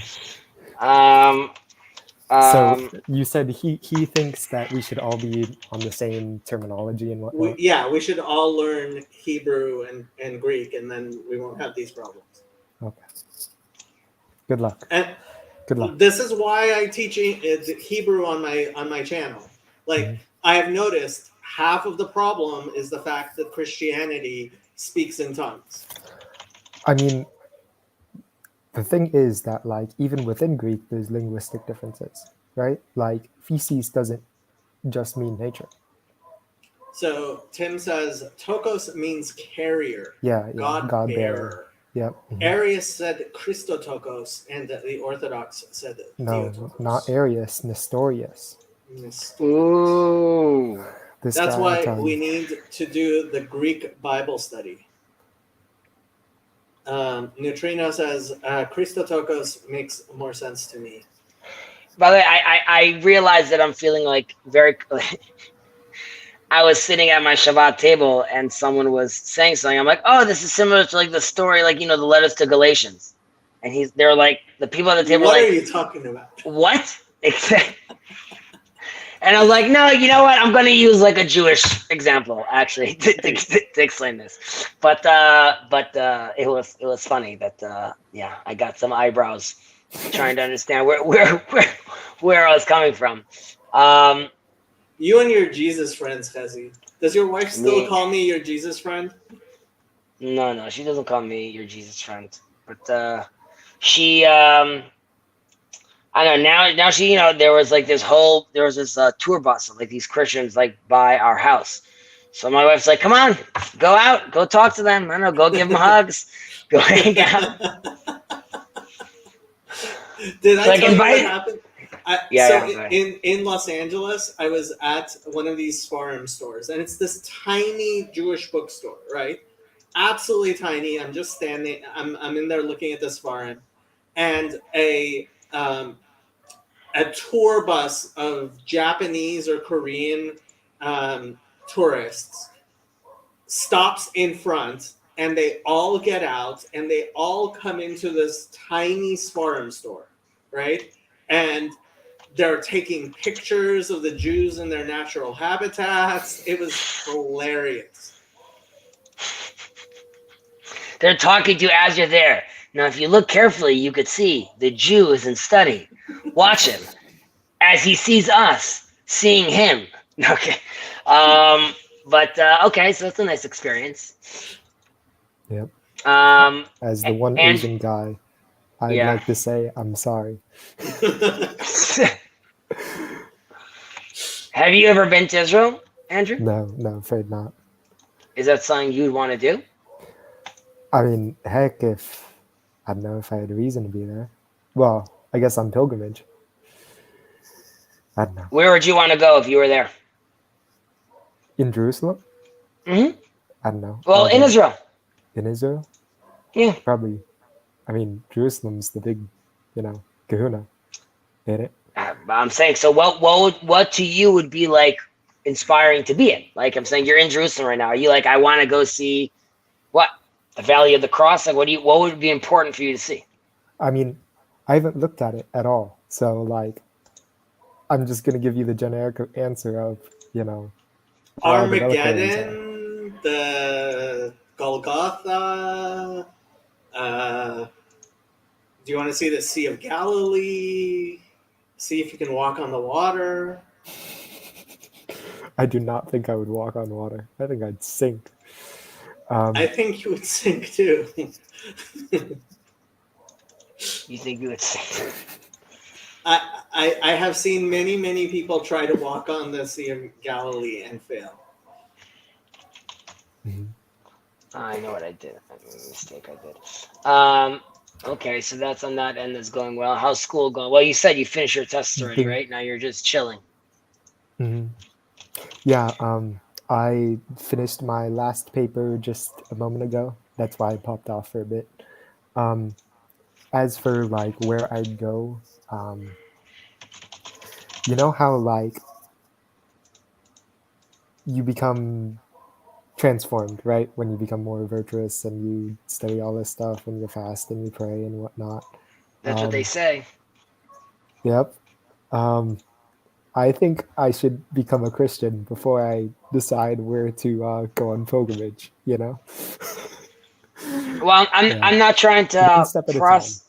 Well, he hasn't been baptized yet. You have to realize he's just a catechumen. Yeah, I'm a little baby. When you hear in the last, I don't know how long you've been listening to, Jacob, his channel, watching things of that nature. What do you think? What are your thoughts on Judaism now, between now and last year? Between now and last year? I mean, between now and since you got involved in this little corner, it's interesting to me how Christians see Judaism, and what Jacob's channel, what effect has that? I took him to synagogue with me twice. Yeah. I know, so I guess the effect is not so bad. Yep. No, it was a Reformed synagogue. I only took him there so he could laugh at them. I grew up Protestant, I went to you could say a mega church, but I went to a Lutheran high school, and you can. God have mercy. Yep. They are reverent in their attitude, if not in their theology, you can say. So it wasn't like all horrible. You could say Lutheranism showed me that there are Christians out there trying to piece this all together, like make logical systems of all this stuff and have like an interconnected theology. if I didn't go to a Lutheran school, I'd just be one of those cultural Christians without a culture, basically. I'd say a Christian, but if I was pressed, oof, you know. So Judaism wasn't really on my mind at all, even when I was going to Lutheran school, because I don't know, I was just so busy I didn't think about this stuff very much. It's only when like Jordan Peterson, it's only when Jordan Peterson and whatnot started appearing on the scene that I started getting into this stuff. And it's pretty much only now that I'm exploring Orthodoxy that I'm interested in any of this stuff. As for my thoughts on Judaism now, I think it's very good to have conversation partners that speak the same language. And I know we're not all the way there in speaking the same language, but we do have, you know, somewhat of a foundation. I can talk with you guys about some stuff that I can't talk to a Buddhist about, you know? So I know there's a lot of work to be done, especially on my side, because, you know, I'm this idiot who hasn't even been through catechumenate, but yeah, there's promise, hopefully. But first of all, thank you for explaining that. I guess I'm asking, like, what do you like when you hear Jacob and I talk? Are you thinking like these silly people? Like what do you think of our understanding when we're looking at the Bible? Like I'll give an example. When I hear Jonathan Pageau speak, right? Mm-hmm. I'm like, okay, there's wisdom over here. I see him as like peeling off layers and showing me. Now, it helps me that a lot of what he says like correlates with what my sages say as well. But I look at that and like Maimonides has this. He's like, accept the truth from whoever says it, right? So like, it doesn't matter to me if it's the Pope, if it's a rabbi, if it's my child. Like, as long as I identify truth, it gets accepted. It gets integrated. So like when you hear Jacob and I speak about concepts like this, are you thinking like, well, these are Jewish views of the topic? Or are you like, no, this sounds like this resonates, or this sounds true, or I could appreciate their biblical interpretation? Is there anything that you think about that thing? Like, does their interpretation carry any weight? Is it divine in any perspective, or is it just like, that's their attitude, but like I keep to my scripts? Does that make sense? You ask very hard questions, Chazi, and you expect people who have never heard these questions to be able to answer you. I hear that. I'm not a very good like small talker. We've noticed. So, music, huh? I love beats. Very cool. Yeah. I don't know. Questions are good. Oh, I'm telling you, this is horrible. This political situation is just, it's draining me. Yeah, I was wondering if you were too busy dealing with this stuff to even come on. I haven't even spoken, like I'm saying, I'm on like this Voxer thing. I haven't like really spoken on that either. And I also saw on the Discord, like this whole back and forth with you and him. I'm like, I just can't, like, I can't get into this. Like, it's just. I forget. I forget Schliff's real name. It's, I think, Gidon. What's his name again? Yeah, who is Schliff? The heck out. Let me type that in chat. His real name is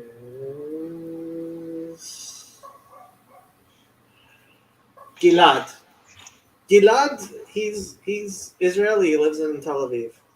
Oh, and he comes. Sherry's here. Hey, Sherry. Sherry is here. You should jump on, Sherry. Although it's Sherry. getting kind of late. Yes, and truth is truth. It's a little sad because there's two versions of Maimonides. There's Maimonides at 28, finishing writing his Codex, which is like beyond impressive. It's actually very depressing for me because I don't know, maybe like I tied my shoes or something. But like he flipping wrote this insane literature. And then there is Maimonides, like in his late 40s when he writes The Guide to the Perplexed, the Moreh. In the guide, he is a lot more open with his In my theolog- circles, we do not go exactly according to the guide, but go ahead. Correct, because the guide came basically the guide was a lot more controversial, and people feel it's very difficult for Jews that like like Jacob said in his crowd, because Maimonides is a powerhouse. He is the great eagle, and like it's very hard to not accept him as an authority.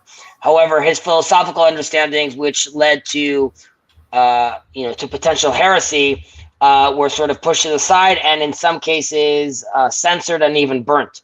However, his original work, his religious codex, there he says it briefly that he has looked at the other worldly knowledge, and he accepts truth as truth from whoever says it.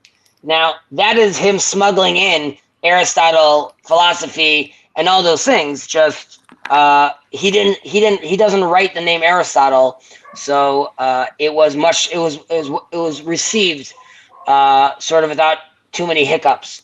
But ultimately speaking, whether Jews like it or not, we've immersed ourselves with the Greeks in many different ways. So we've accepted truth from many different places, and hence when I hear Father DeYoung, or even when I hear Paul, hence I'm also very connected to Paul, because I hear a lot of truth in the things he says. Paul Van der Clay, not Paul of Tarsus.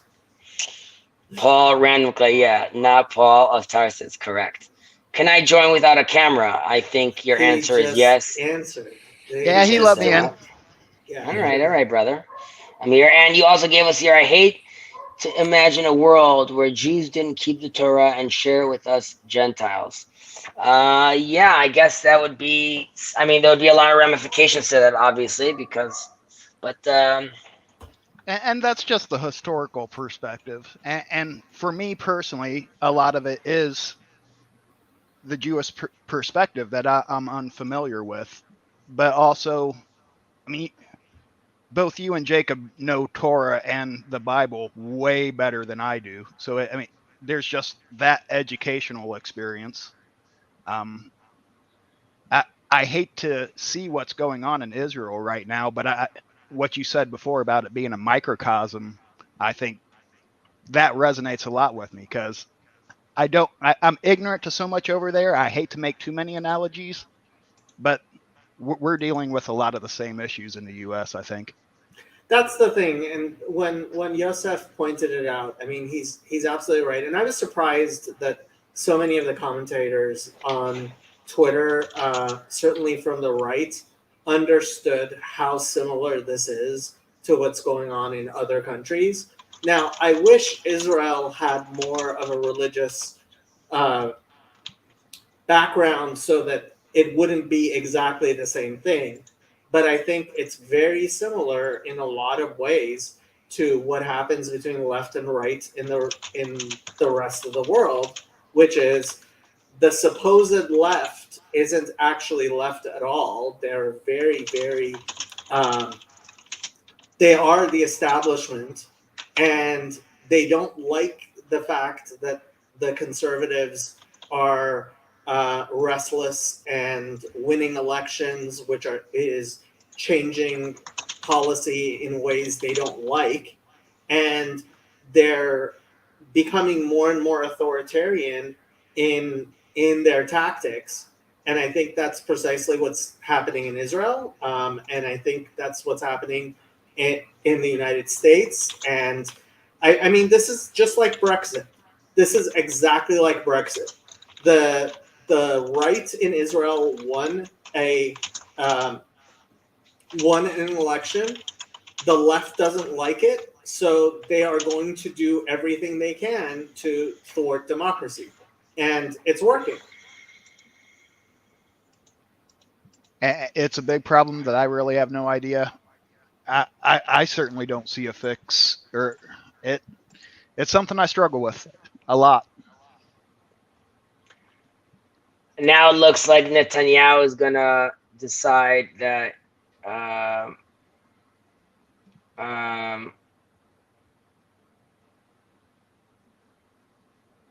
it looks like Bibi's gonna stop the. I just see this right now. It looks like he's gonna stop the legislation. What does it say? It says that it looks like Netanyahu is going to declare very shortly that he's stopping the legislation. The discussions in the forum have come to an end.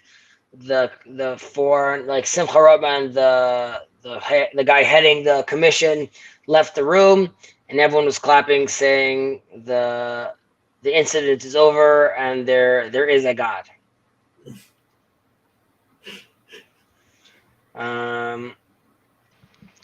I mean, like, I mean, I'm hanging on to the small things. When Bibi was giving his speech, and forget that it's Bibi. I'm also looking at this that video he said of that guy, the protester, taking off his helmet and crying.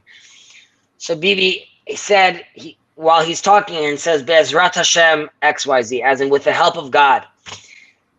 I guess that's what gives me hope. Like the fact that that's still being used, as like it's a frame. And I understand like secular, like I understand like I don't know if Biden uses that term really, like when he gives like speeches, like with God's help. Oh, like, he talks about God all the time. He does? Okay. Yeah, he claims to be a Roman Catholic. He goes to church every single Sunday. No, I know that's fine. Does he talk about that publicly? Yeah, well, it's the only. Will he say? Reason he pretends to be a Catholic is so that he gets votes. Hello, Nechama. You want to jump in? Biden name drops God. He never gives a sermon or anything. That's for sure. How religious is Israel? So it's a good question because you have. I would say it's fairly traditional, and within the traditional, within the secular groups, it has to be split between European secular Jews and Sephardic secular Jews, and Sephardic secular Jews are more traditional. So you have the lines between the religious, the cultural lines between the religious and the secular in Israel are very, very strong. Kind of like the type of the kind of borders that there are, for example, between the Amish or let's say kind of like the Mormons and the rest. Like there are strong religious lines that divide Israeli society. Nechama says maybe later her brain is still waking up. 9 o'clock. The day's almost over, Nechama. My brain doesn't start working until 10 a.m. If I wake up at 8, it takes me about 2 hours for my brain to start working. Did it sound like Bibi was pausing that law, or That's not? I mean, not like Saturday night. He came out saying like we're moving forward full steam, and like I'm also going to like you. He's like, don't worry, we're also going to enshrine in the law that all the minorities are protected, so you have nothing to be concerned about. And then I think people still got intense. Then he fired his security minister. And then last night, like the second after he fired his security minister, just thousands of people just swarmed the streets all over Israel to start protesting. And now, seemingly, he's saying that it's a wrap. I'm trying to find anything on it in English, and I can't find anything. Okay, now a new thing that comes out says even though the reports are saying they're stopping, the guy that's running the commission saying we're not stopping. And he says, with the help of God, Be'ezrat Hashem, we will pass this. So even that, just seeing that in the news as a sentence is like, I guess that's like the only hope I'm looking at is like with the help of God. Like I hope.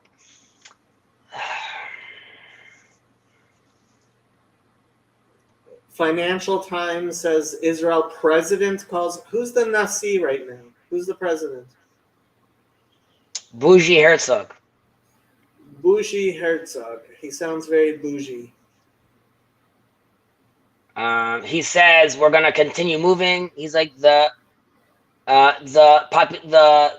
people are gonna see you. He's talking to the courts.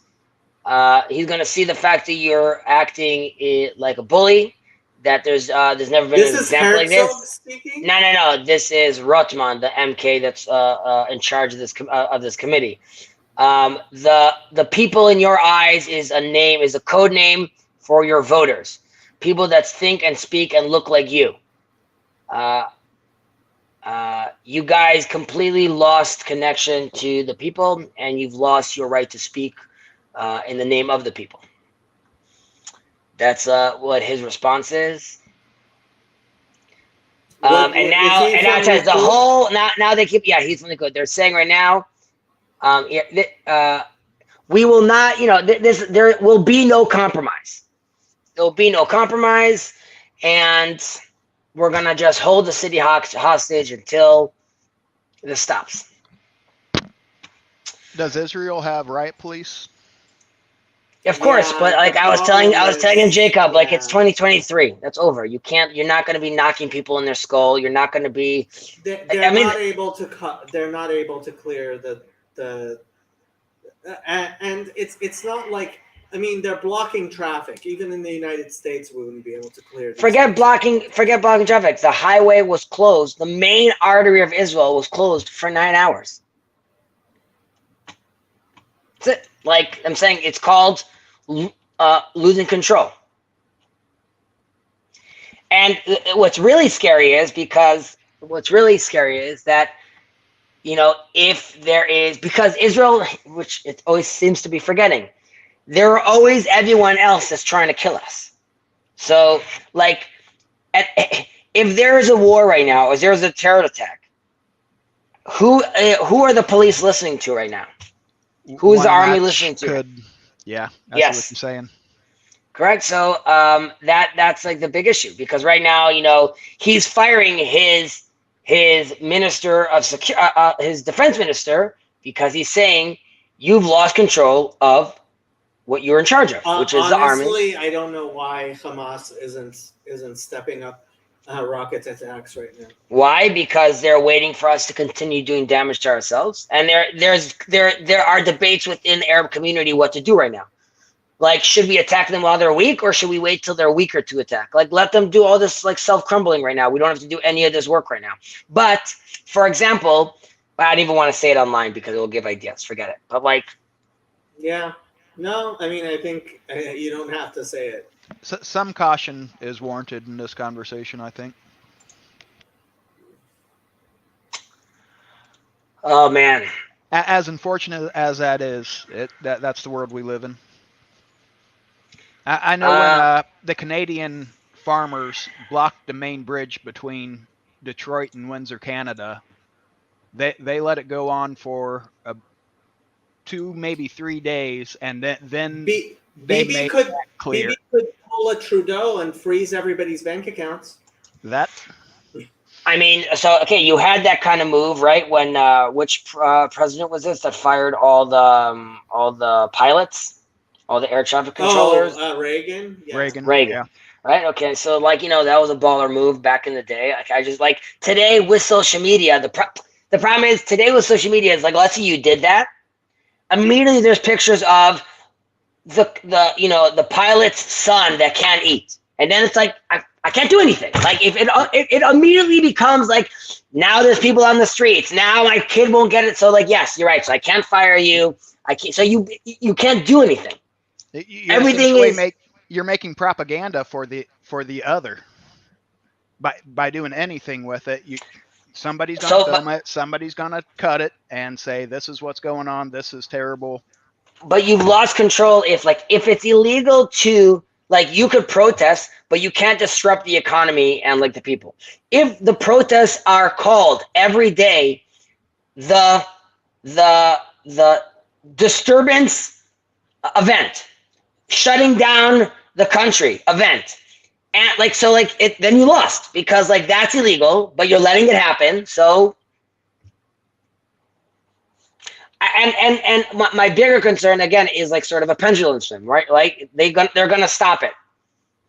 Honestly, the only thing you can do to this is have counter protests. Yeah, they did that. It's called the elections. 2.5 million people voted for someone. Right, but you know what? Now those people need to come out in the streets and be like, "Hello, we voted," and that's going to take Likud and United Torah Judaism and Shas and everybody else being like, "Oh, you want protests? You want to do this in the streets? I guess we're going to do this in the streets." Excuse me one moment, please.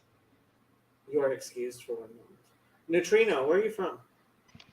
I'm from Indiana. Indiana. alright. You're a Hoosier. Yes, sir. My dad's from Indiana. Really? Yeah. I'm from northeastern Fort Wayne area. If that No way. My dad's from Fort Wayne. really? Yeah, legit. That's Holy funny. heck. You're not Andrew's dad, are you? Not that I'm aware of. So, Andrew, you're mechanical engineering. Is that what you said? Chemical. Chemical. Much more That's right. boring. But you mentioned that you were thinking about material. Yep. To me, a lot of that engineering's engineering, and that a lot of people just want that a engineering degree more than a specific engineering degree, unless you're gonna go hardcore in that field. Okay. Yeah, I don't know your parents, but I think there's a little bit of wiggle room in what engineering I would assume. Maybe not. Yeah. The real kicker of it is that like next quarter I start Chem E specific classes, and so it's kind of a bit suboptimal to whatever switch now. So Bit of a Rubicon there. Yep. Yeah, it's a couple more years, and then you can make that degree whatever you want it to mean to you, and do what you want with it. There's lots of possibilities with an engineering degree that aren't so restricted to just chemical engineering. I believe in you, Andrew. Thanks. Yeah, I mean, like, my brother and I were talking about this. How, I mean, I think I'm screwed, but like he might have made the cutoff. Just how, like, you know, I don't think he's gonna have to learn how to code. But like, I don't know how my son would avoid that. And like, you know, to stay relevant, and like, I'm thinking about myself, like, am I down to like learn a whole new language right now? Is it relevant? Or honestly, we're getting to a point, I think, that that actually coding is going to become less and less.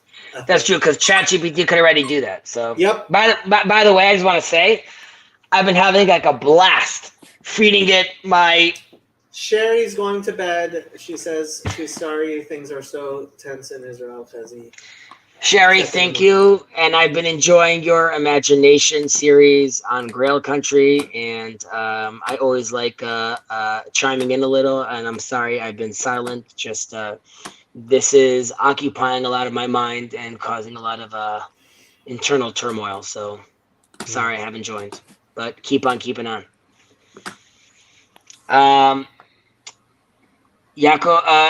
Jacob.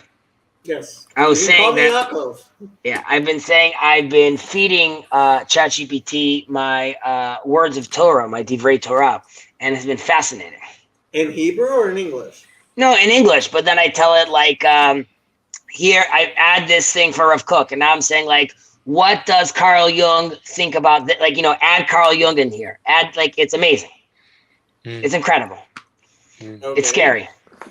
I don't know if it's scary.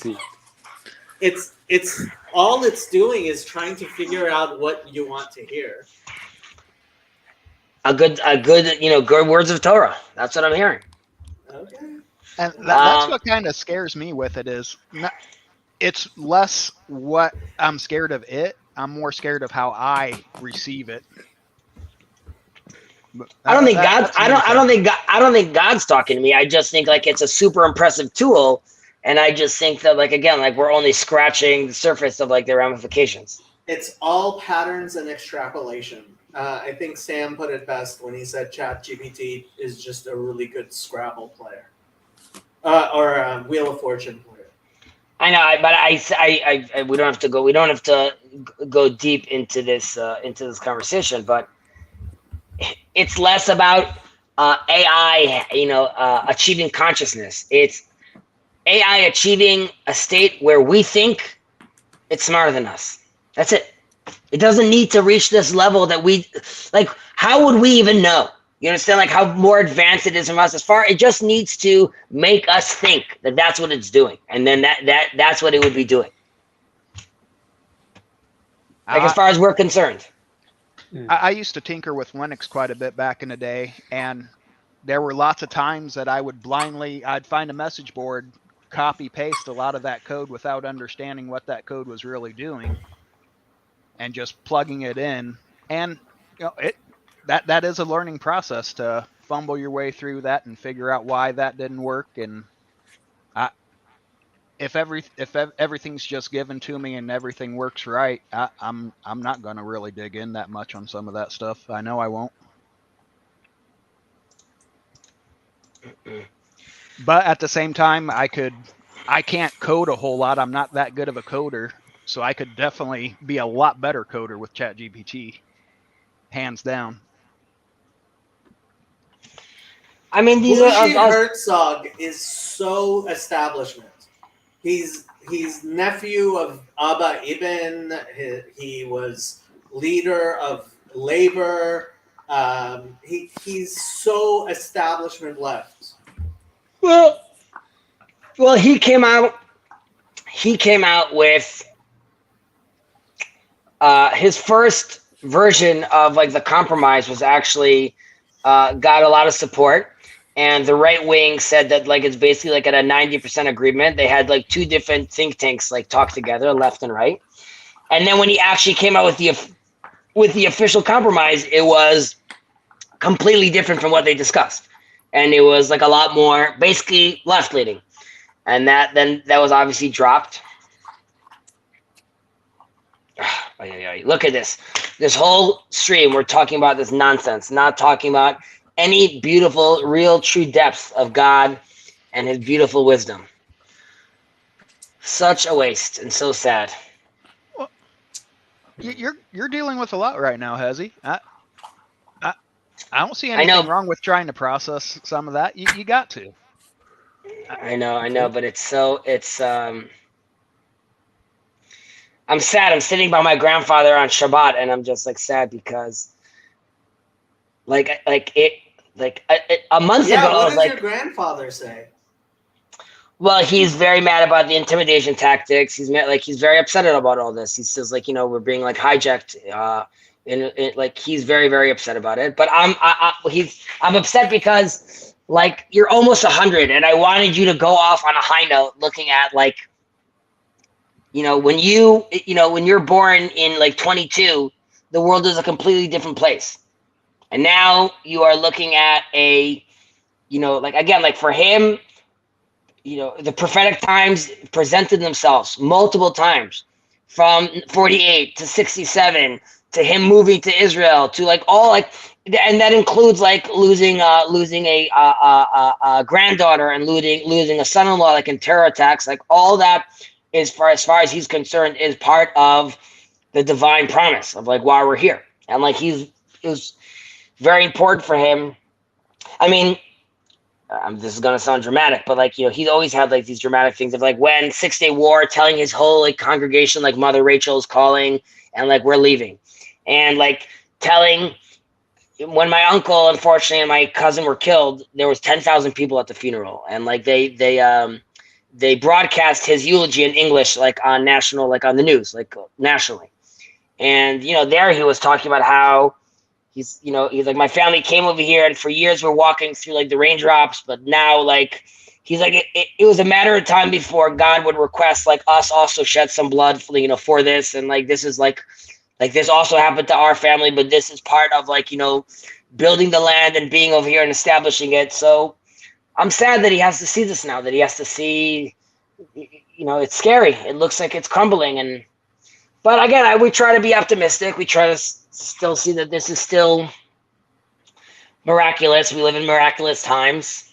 So I'm trying to be optimistic, and I still have hope. I still have hope. I don't know. I'm going to like a kumbaya story, but I think about during Corona, there was a patient that was dying, a Jewish patient, and the Arab nurse saw that the family wasn't going to make it. He called them and said like, and they said like, we're not making it. And he was talking to the guy, and the guy was like scared, and he was alone. And the Arab nurse said, he's like, let me hold your hand and I'll say Shema with you. And like he said the Shema with him before the guy passed out. Ugh, I'm tearing up right now. But and I know this is not like Arab against like Jews right now, but I don't know. I just want more of that. I just like, I feel like that's like what's like underneath, and fighting on such nonsense. Yeah.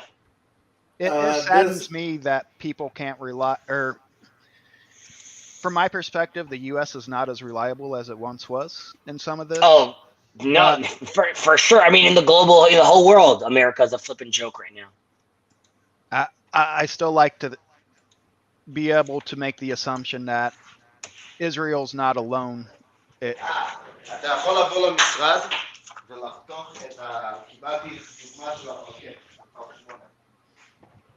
I don't think I mean, you're saying Israel's not alone. Like Ukraine, like wasn't alone. Like Afghanistan, like like you could see on the ground, those examples don't necessarily inspire warm fuzziness with me, but yes. What's the terminology in English, Jacob? What's the translation? Am levadad yishkon. A nation that dwells alone. A nation that dwells, ve'ubagoim lo yitchashav, right? And will not take the other nations into consideration. Will not be accounted as one of them. Yeah. And I don't think that's true forever. I just think like, is that I'm used to that. Ve'goim lo yitchashav. Am levadad yishkon ve'ubagoim lo yitchashav. On that note, gentlemen, I'm sorry that this was a depressing stream. Keep on keeping on. Speak truth to power. Believe in yourself. And study hard. And ask God for guidance. Thanks for talking, Hezi. Later. Take care, Hezi. Just looking at the news, and the latest news is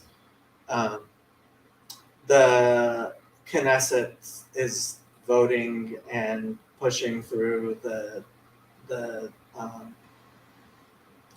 bill, which people are protesting.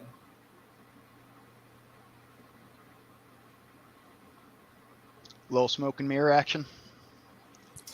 I don't know. I mean, it's like they can pass it, and then they're really daring the people who are threatening to not fly the planes and stuff.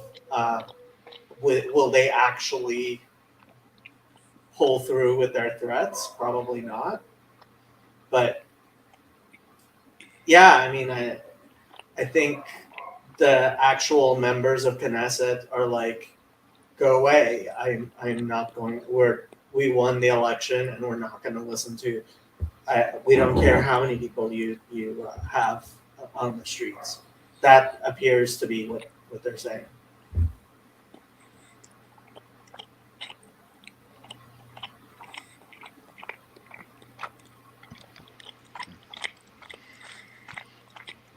Andrew, stop with the mukbang.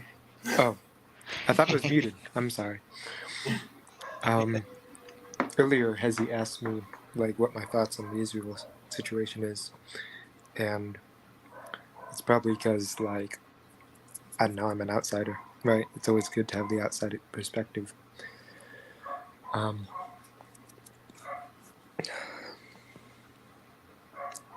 I'd like for there to be stability in Jerusalem, you know? Pray for the peace of Jerusalem. Yep. Amen. And to that end, you know, I'm not opposed to a secular state in Jerusalem. I am opposed to the secular state claiming to be a Jewish state. That's what bothers me.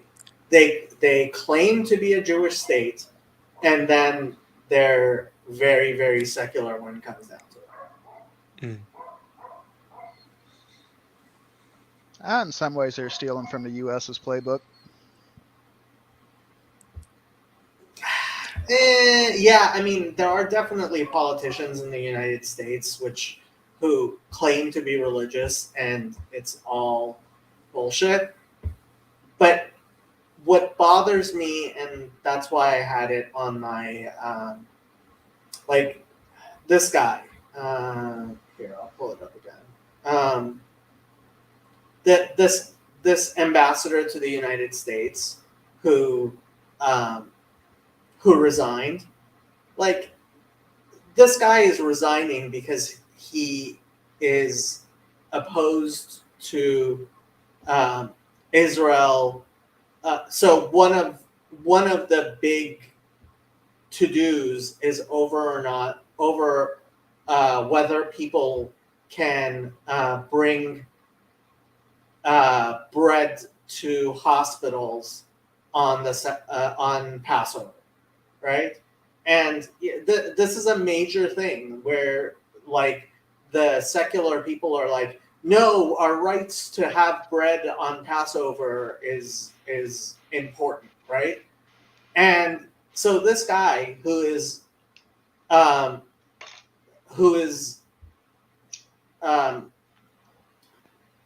resigning because he wants to have bread on Passover is like, this is his resignation letter. And second to the last paragraph, working alongside such dedicated and passionate individuals who share my love for Israel and the Jewish people has been an honor.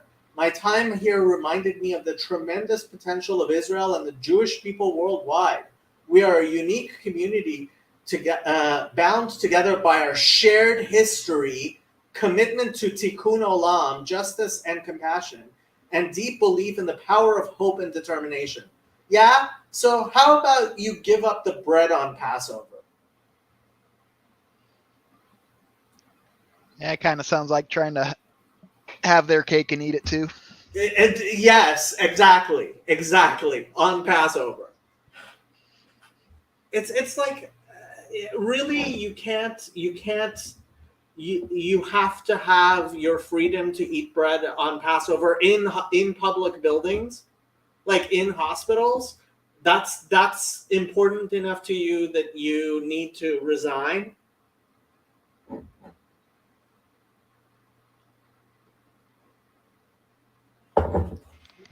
That's the type of stuff that pisses me off. Can you tell? Understandably so. Speaking as somebody who eats bread on Passover. But at least I'm ashamed of it.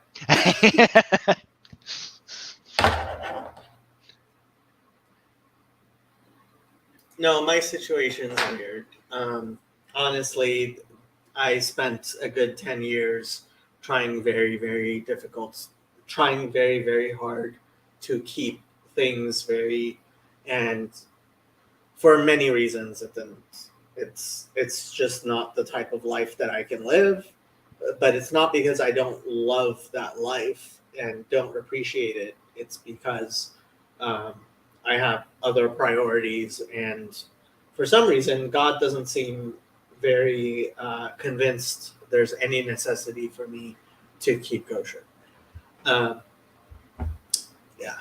The Protestant perspective is that we all have our own path we must walk. So Yeah.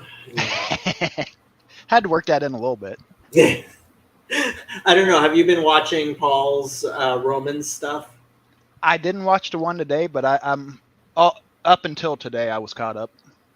So last week, because I've been for weeks, I've been like, I can't wait for you to try to explain Romans 7. I can't wait for you to try to explain Romans 7. And he gets to Romans 7 and he doesn't explain it at all. And he's like, I don't even understand what you're talking about. So I sent him this quote today with my interpretation. Here, let me bigger. Put it up on screen so you guys can see it. Okay, so this is from Bible.org, and this guy spends a lot of time talking about how he was hoping that the Messiah would come before he had to try to explain Romans 7. And he says, Paul's analogy is rather confusing if you try to make it say more than he intends. In 7:2 through 3, the woman's husband dies so that she is free to remarry. But in the application 7:4, it is not the husband that dies, but rather the wife dies to the law through Christ. By implication, she is raised from the dead so that she can marry Christ, who died and was raised from the dead. But Paul does not intend this to be a tight allegory where one thing consistently represents another. Rather, he's making the main point that by being identified with Christ in his death and resurrection, we died to the law so that we're legally free to be joined to Christ. And it's like, oh, and this was my interpretation, my very kind interpretation of his words to Paul Vanderklay. Just don't read it too carefully. Paul wasn't writing anything you want to pay too much attention to. It's not like it's scripture or anything. Yep. Paul's an interesting character. No, he's an interesting character, but don't tell me he's a Pharisee. Don't tell me he was a student of Gamaliel. Hello, Krish. How are you doing? How are your parents? How are things? Krish is also in college and like studying things he doesn't like, I think, if I remember correctly. But like it's like, okay, this is like the first time I read Romans 7, I couldn't even get through it because it was just so upsetting. He wasn't talking to the Greeks who were godless pagans. But he says, I am talking to those who know the law. That's what he actually says in Romans 7. So this is the thing. Okay, so here, let's pull up Romans 7 so we can all laugh at Paul being bad at Talmud.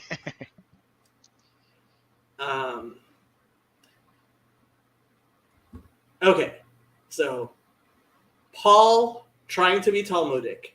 Know ye not, brethren, for I speak to them that know the law, how the law hath dominion over a man as long as he liveth. For a woman which hath an husband is bound by the law to her husband as long as he liveth. But if the husband be dead, she is loosed from the law of her husband. So then, if while her husband liveth, she be married to another man, she shall be called an adulteress. But if her husband be dead, she is free from that law, so that she is no adulteress, though she be married to another man. Wherefore, my brethren, ye also are become dead to the law by the body of Christ, that ye should be married to another, that ye should be married to another. Let me read it a third time. That ye should be married to another, even to him who is raised from the dead, that we should bring forth fruit unto God. So basically this is Marcion. Yeah, Paul misquotes verses a lot, and he's a liar. He's saying, like, this is Marcion. The old God, the God of the Old Testament is dead, and we have a new God. He's a polytheist. It's very clear. But for 2,000 years, Christians have been trying to read him in a way that, like, he's not a polytheist. And it's like, I'm trying really hard to, like, hear what Father Stephen has to say. But, like, go ahead, Paul Vanderklay. Explain to me Romans 7. Who's this wife? Who's the first husband? Who's the second husband? And what exactly is this analogy that Paul is making, which is very obviously trying to sound Talmudic. And if you were a 9-year-old in 3rd grade Talmud class, you would get an F. But that's my rant about about Romans 7. And Can I you think tell it gets me worked up?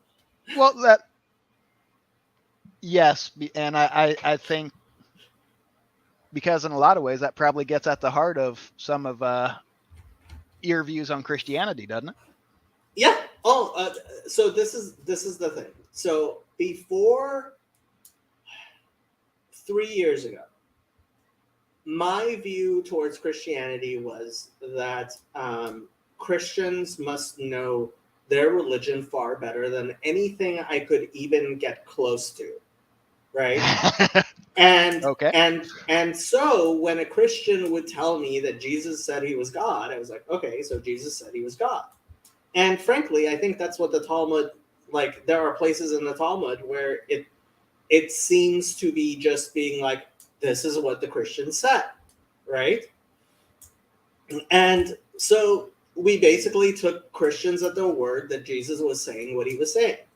Now, what happened to me like 3 years ago was being involved in the Jordan Peterson community, where a lot of Christians were struggling with their religion and they were trying to understand Jesus and, like, the beginnings of Christianity. And so they started asking me what Jesus meant in certain places. And that was the first time that, as opposed to listening to Christians explain what Jesus was saying, I started reading the Gospels, trying to understand what Jesus was saying. And I came to the same conclusion that James Tabor puts in a very beautiful analogy. He says, you can see the true Jesus underneath the gospel, like you can see rocks beneath a river, right? The water of a river. You can see the rocks gleaming. And what I say is, it's like somebody took a very learned rabbi, like took my Bible and drew all over it with a bunch of crayon. And yeah, I see the crayon, but like there's actual Judaism behind the crayon, right? There's a masterpiece, there's an oil masterpiece, and then there's a bunch of crayon. I'll give you my example of the crayon. But if you're trying to convert heathens, you can't build that foundation that you've spent all that time and effort on, and then build on messianic teachings on top of it. That it's a shortcut in a lot of ways. Well, okay, so this is what especially the dispensationalist Christians will say. Where were we? And I'm probably the bad, not the best of people to be arguing for Christians. What denomination? What flavor of Christian are you? I grew up Methodist. Methodist. So you are Reformed. Is that correct? Yes, but I started asking a lot of these questions around the age of 20. I'm 42 now, and I haven't really gone to church much the past 20 years. So there's I that. see. Why am I not finding this? This is Mark 7:19. Why is this not working? And for me personally, I'm trying to kind of look back and, okay, was I, in some ways I feel that was just childness and stubbornness for me not to really be going to church much the past 20 years. But at the same times, I have views that aren't overly compatible when drilled down to specifics, if that makes any sense. I think I kind of sort of understand. Why is this Mark 7:19 different from this Mark 7:19? I'm confused. Uh-oh.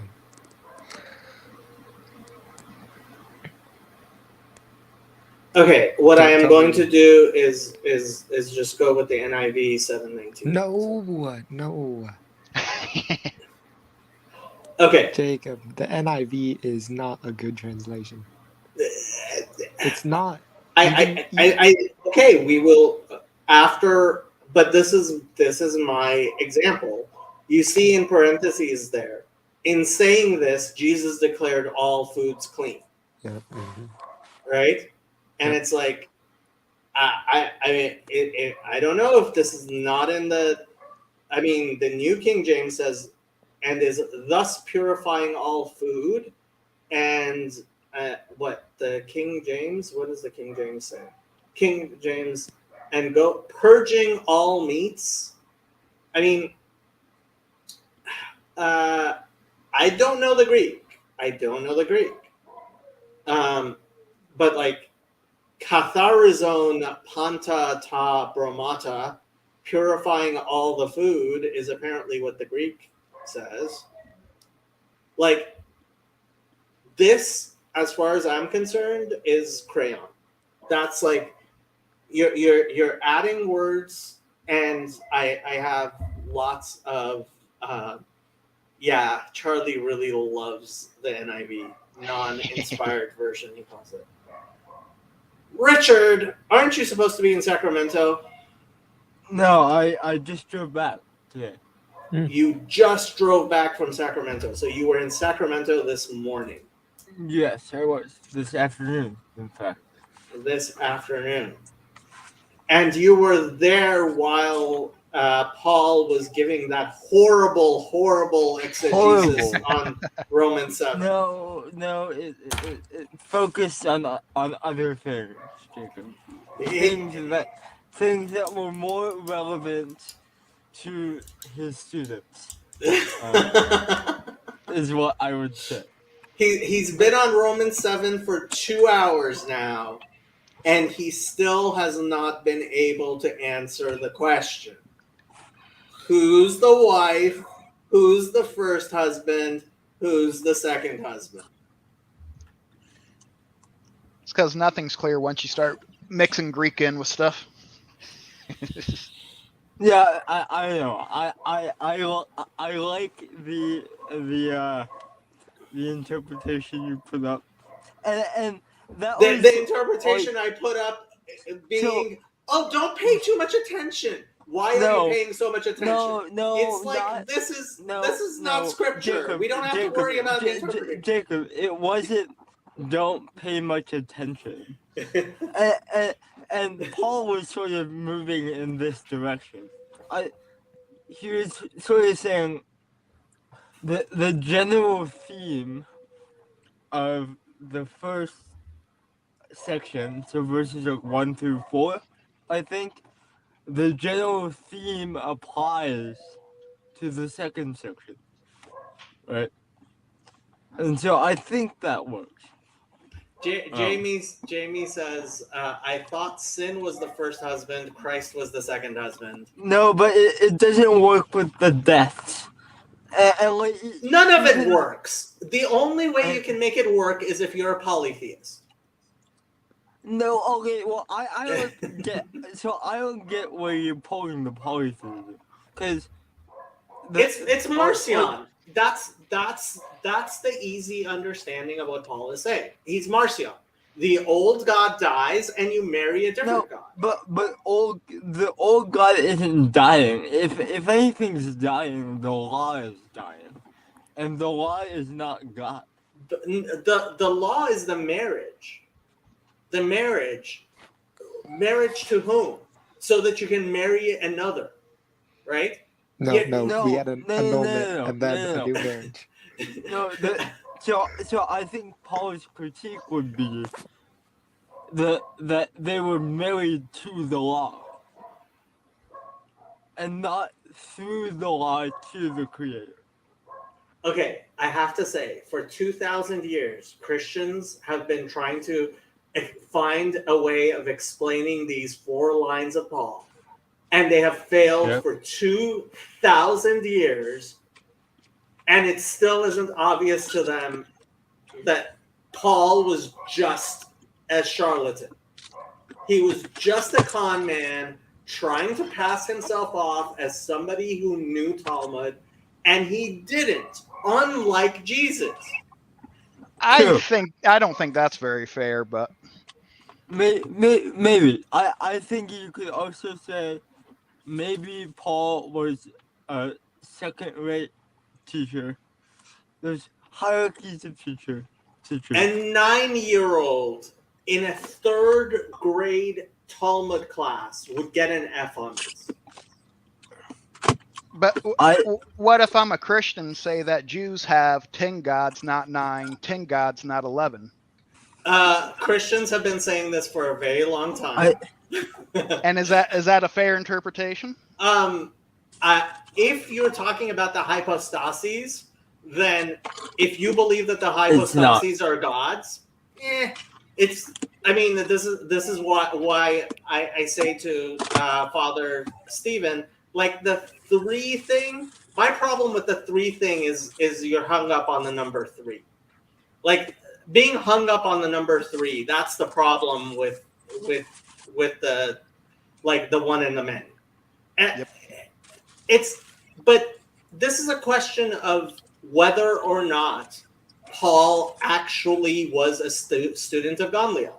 And I cannot imagine somebody who is this bad at making a hekesh, at making a kal v'chomer, at trying to make an explanation of how one law, and he says, I am speaking to those who, like, I'm sorry, the guy's just incompetent.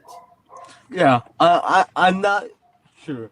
I will have to think about this more.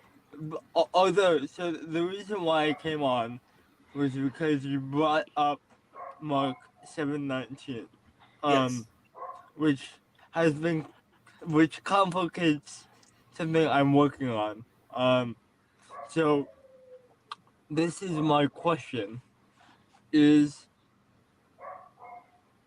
if you were just to look at Luke Acts, specifically Acts, do you think that like explicitly endorses the same idea of all foods are clean? No, not at all. No. Yeah, I think if you're paying attention to Acts, paying attention to Acts, it becomes very clear that Jesus did not make all foods clean. Yeah. So this idea that all foods became clean is obviously a later Christian invention that was inserted into the Gospels. Yeah, I agree. And like rereading Acts, like Christians read Peter's vision and just assume, oh, that means Acts, but then they don't do that at all. That's not how they respond. Like, you'd think that if that was the conclusion, that they would be like including that in the letter that they send out to the diaspora, and that it would come up. It's beyond that. It's beyond that. Let's say Peter did have that vision. That means that after the crucifixion, he was still keeping kosher Yep. because Yep. the vision is Yep. definitely after the crucifixion, Yep. right? Yep. Well, and then so and I think what Peter took that to, Peter applied that to the Gentile visitors. He did apply it Right. to food. Yes. Yeah. He did Uh, not. Yes. Exactly. Yes. And And this yeah. is this is where Tabor and people who are serious about reconstructing a Christianity as was taught by Jesus, not by Paul, are. That's why we have Neo-Ebionism. Charlie, it's 2 a.m. Why are you still awake? Why are you outside? Just normal college stuff, you know. Oh yeah. If you're having booty calls at 2 a.m., you should not be coming on my channel bragging about it, Charlie. Oh my god. Quite the opposite, sir. I need my car to get to church tomorrow in the afternoon, but I tried to drive it today and it wouldn't start because it's been sitting in the cold for a month. So I just spent about an hour and a half calling the free university thing to get somebody to come jump my car, and then sitting in it, and then getting gas, and I'm finally walking the 15 minutes back to my dorm. So, Okay. So it's a church booty call. yeah, in the afternoon with a middle-aged man. It's very bizarre. Oh my. Oh, sorry. Just one more thing. I'd be interested to look at the Mark manuscripts and see if that was a later edition. 'Cause I feel like it could be. Maybe not. Well, even the NIV usually is the one that's taking later editions out. No. Yeah, it's like, Jacob. Right. and is so I don't know if you guys saw the discussion about Psalm 145 on my Discord server today. No, I didn't. So the Dead Sea Scrolls. So Psalm 145 is an acrostic, okay, which means that there is a verse for each letter of the Hebrew alphabet. But it's missing a particular letter, the letter Nun. And the Talmud from 1500 years ago talks about how it's missing that letter Nun and it means something, right? Okay. And we won't get into the reason why it's missing the Nun, but it's a beautiful reason that the Talmud gives. And for thousands of years, Jews have been like, yeah, that psalm does not have does not have that verse. Okay. Now, in the Dead Sea Scrolls, one of the scrolls had a version of Psalm 145, which had that letter added in. Okay. But it was obvious that the wording was not the original wording. Yeah. Right. Okay. So what the NIV and the RSV have done is they've fixed up that verse so that it does look like the other verses of that psalm and inserted it. Huh. But do they give a citation or Yeah. not even? They do. Okay. Yeah, no. Well, so here, At we least can they pull do it up. that. Psalm 145:13. Well, so like at least they cite it because there are some things that like translations don't cite, and I'm like, please, like, give me the information there. Well, let's see what the RSV says because the RSV. So 145:13.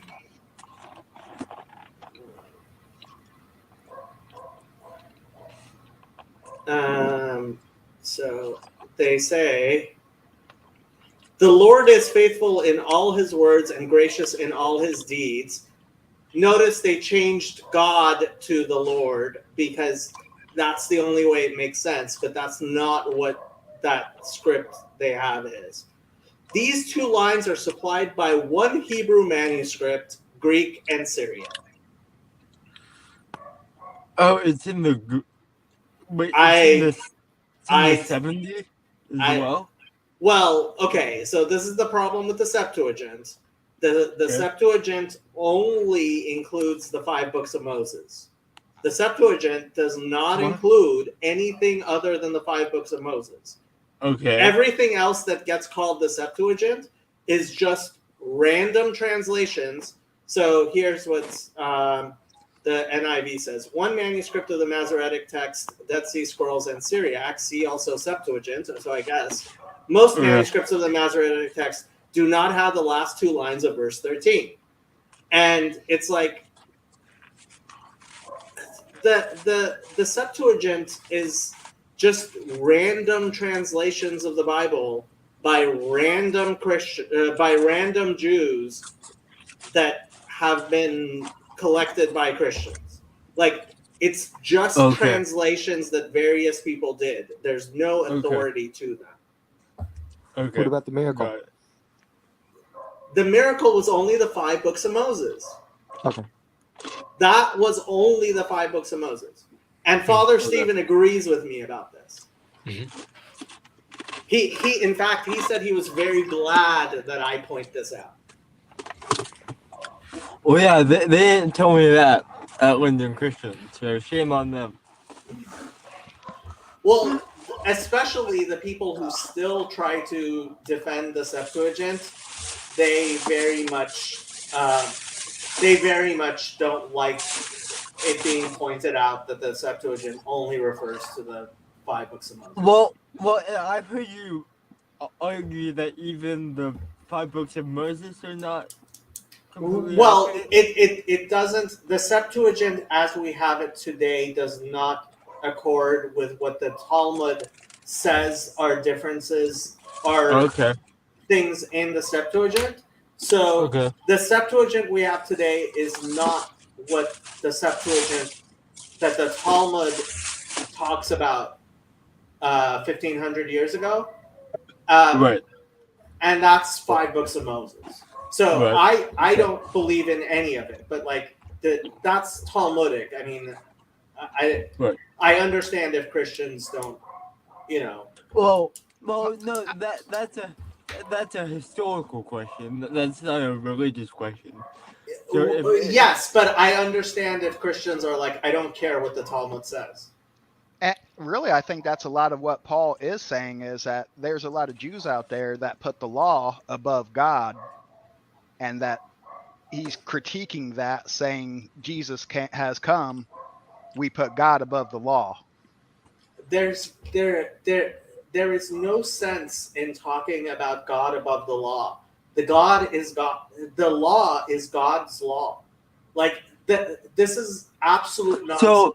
So this is one. And that's why you're not a Christian. Well, so this is one other question I had.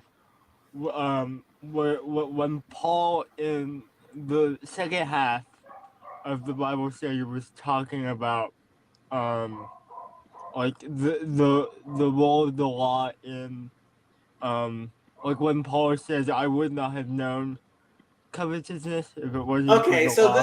this is what PVK said today, and it was cute what he was saying. Okay.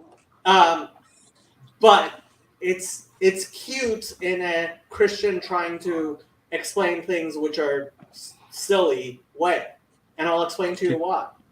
Okay. Because yes, it is absolutely true that somebody could not care about the spirit of the law and find ways out of it, which is precisely what Paul did. Okay.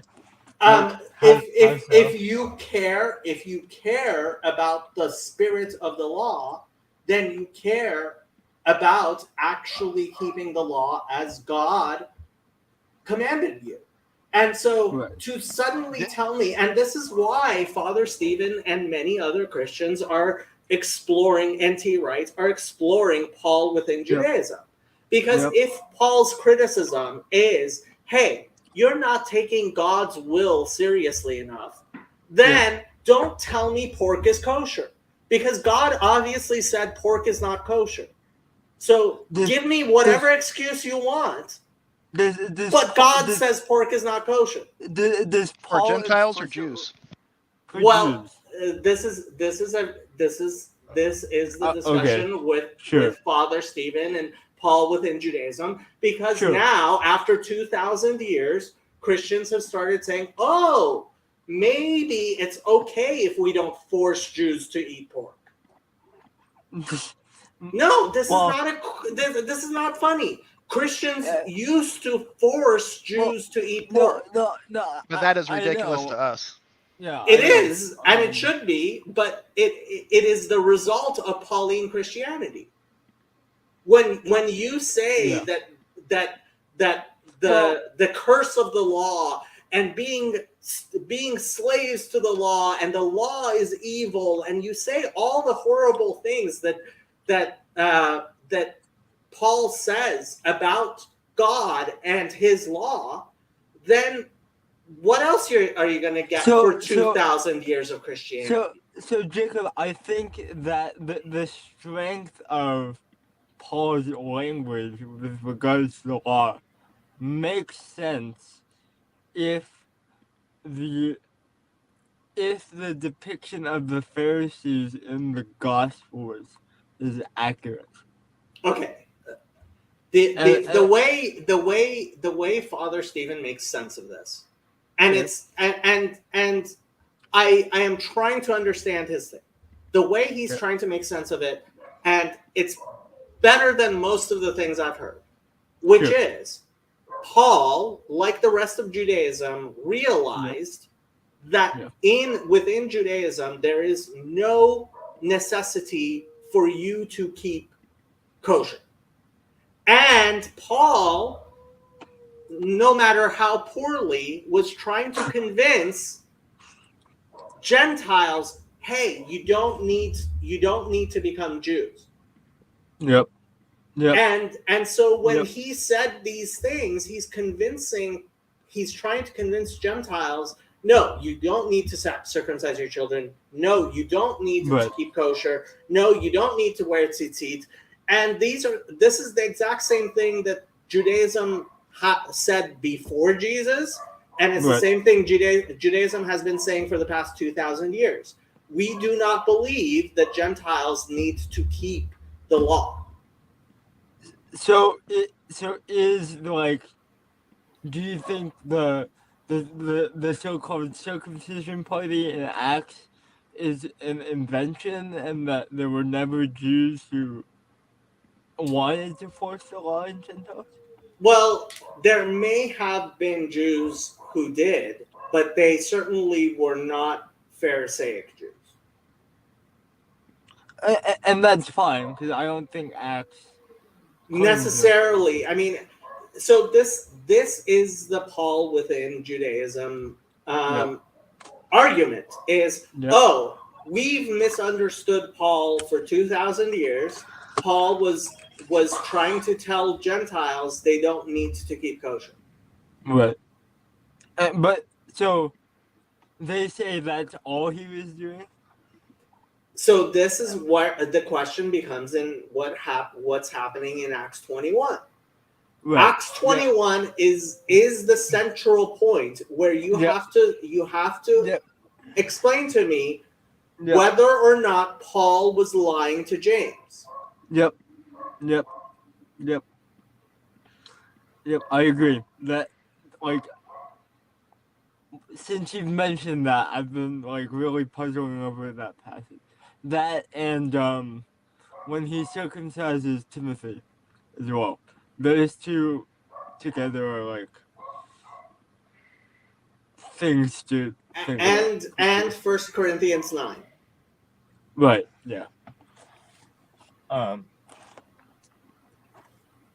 Unfortunately, you're probably more literate, or more familiar with the epistles than I am at this point.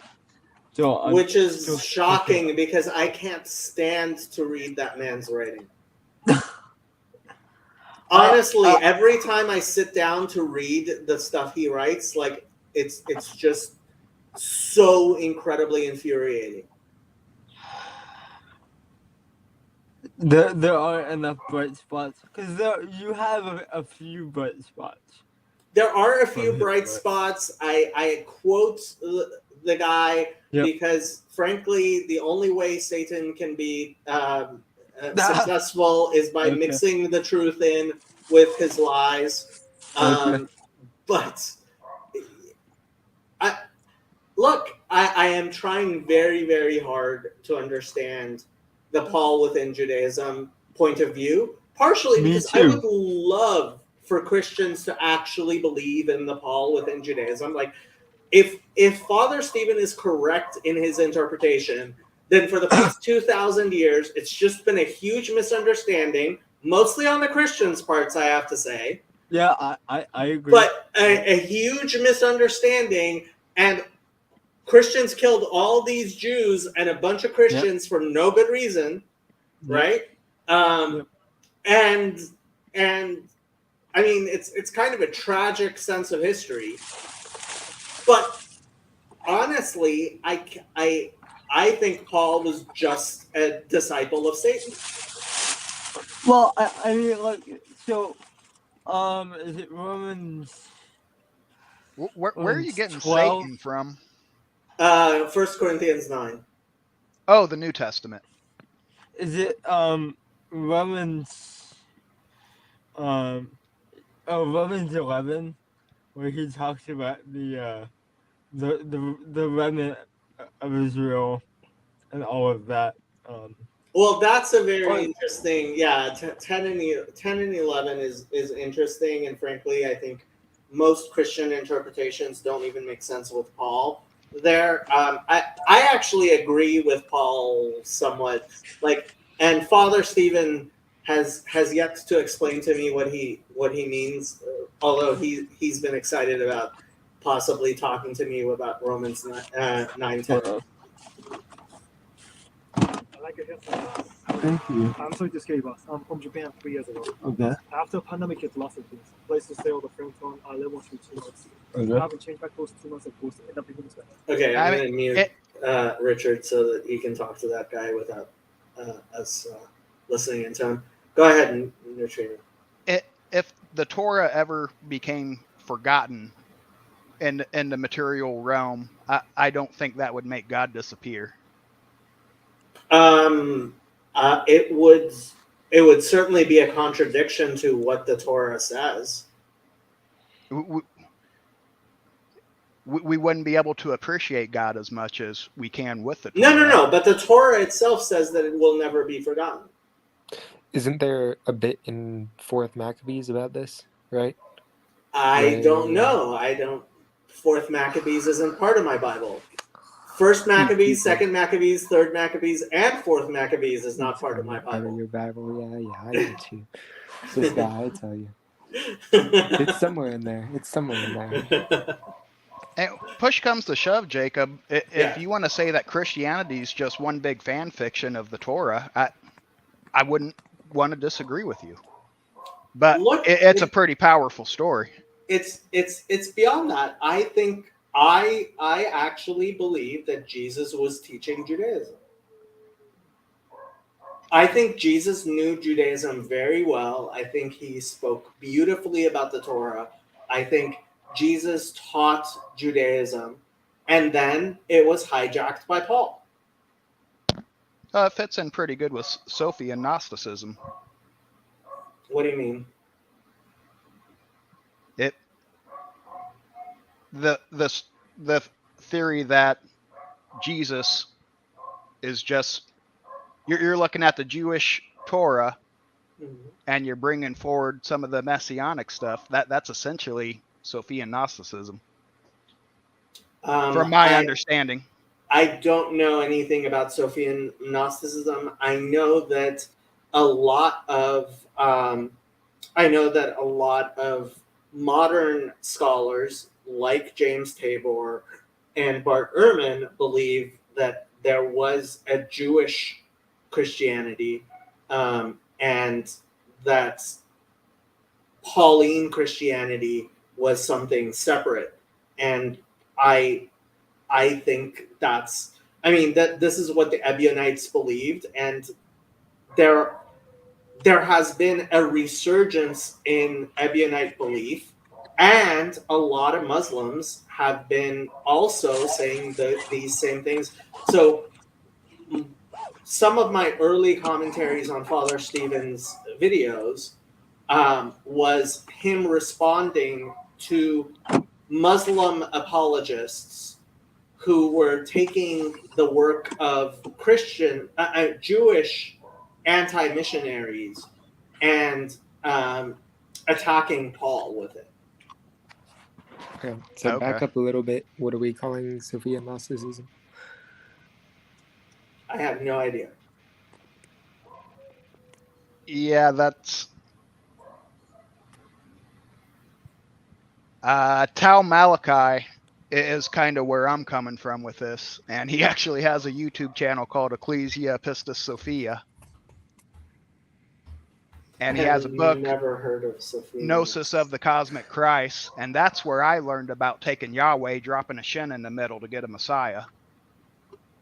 That's really my background where I learned Kabbalah. I'm not Jewish. Sounds like stuff I am not happy with. Most likely. I really do not know much about Sophiology. I read one book by Paul Evdokimov on it. It probably is closer aligned to some of the Coptic stuff than than Catholic, if that makes sense. I mean, if you're talking Sophiology, it'd all be Russian. Yeah? Tal Malachi. Let's read his Wikipedia page, because Wikipedia is always right about everything. Tal Malachi, full name Tal Malachi Eben Elijah, born Brett Kagel in 1962. Charlie. Hello. Is an American neo-Gnostic religious leader and writer. He is currently the bishop of Ecclesia Pistis Sophia. Oh, you know what? I think Sam had a deacon from that church on his channel once, also known as the Sophia Fellowship. Tal Malachi is the current spiritual leader of the Sophian Gnostic tradition, a neo-Gnostic group. Although members claim that the lineage dates back to the 1700s, the current tone of Ecclesia Pistis Sophia was innovated in the 1880s by Tao Miriam, an Englishwoman. She initiated her protege Tao Elijah, who left England in the early 20th century to establish the lineage in the Bay Area of Northern California. Yum! I love San Francisco. In the 1950s, Tao Elijah retired from public teaching and initiating to live in Lake Tahoe Basin, where he died in 1970s. California was a different state before you were born, Jacob. It certainly was. Actually, Shlomo Karlebach, and so the Rebbe sent several of his best students to the Bay Area during the 60s and 70s, and many of them did not come back. Was 8-year-old when he met Tao Elijah. He received the spiritual name. Have you ever heard of the Bruce Codex? I have not heard of the Bruce Codex. Martinism is a form of Christian mysticism and esoteric Christianity concerned with the fall of the first man.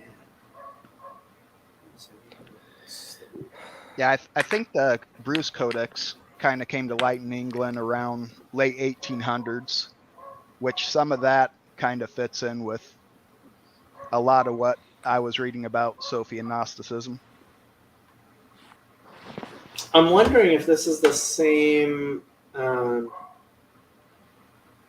No, I don't think this is the same people that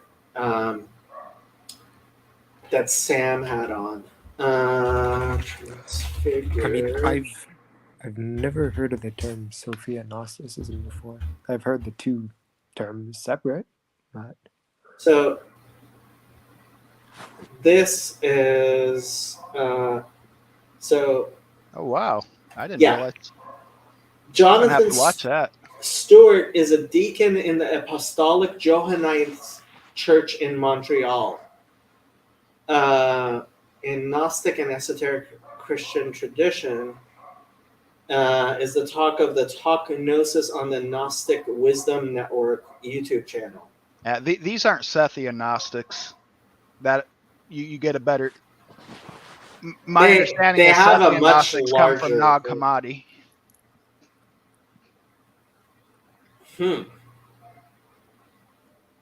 Don't know what to tell you. I wasn't asking any questions about it. I was just letting you know where I'm coming from. Charlie, eating at 2 a.m. is not going to help you go to sleep. I don't see the problem. The problem is you should probably be sleeping at 2 a.m. Well, maybe.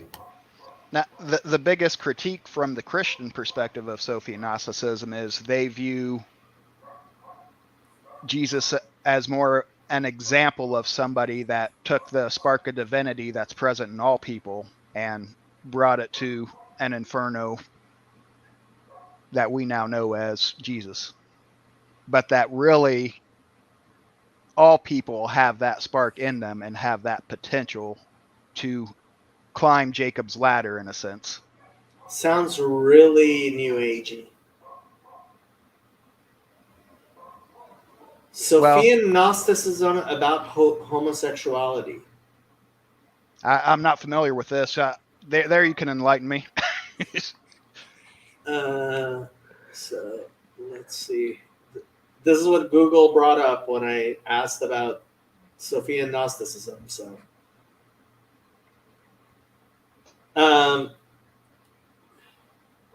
Romans 1:20 through 27. For since the creation, whatever. This passage has become of recent interest to me. In much of the Christian church today, we see this passage associated commonly with homosexuality, whether they consider which they consider a sin, as well as a condemnation of paganism or any religion, because I think for us to consider and comment upon. God's eternal or invisible. The secret center of the light is never seen, only its emanation. It seems that St. Paul might be speaking of the mystery of Ein Sof. If God's invisible qualities are seen through creation, then, in addition to saying something about God, something more subtle is being said about creation. Mainly, that creation is a kind of vessel of God's attributes. That both his eternal power, perhaps the Shekhinah, and his divine nature pass through creation in order that we might perceive what is otherwise unknown. Perhaps with this understanding, to know God means to receive the outpouring of his life, of his invisible qualities. They like the Kabbalistic tree. Apparently. But I see. He moves. Therefore, God gave them up in the lusts of their heart to impurity. This is a quite shocking thing to say. I'd say, God actually gives His creation up to impurity and lust, but it is also quite in line with the idea of free will as a precious gift to creation. Okay. As a response to this idolatry, God gives up the world to degrading passions, noting that their women exchanged a natural intercourse for unnatural, and the same way. Most socially liberal Christians disregard this passage as Paul's wrongful or misinterpreted condemnation of homosexuality. If so, what is the proper interpretation?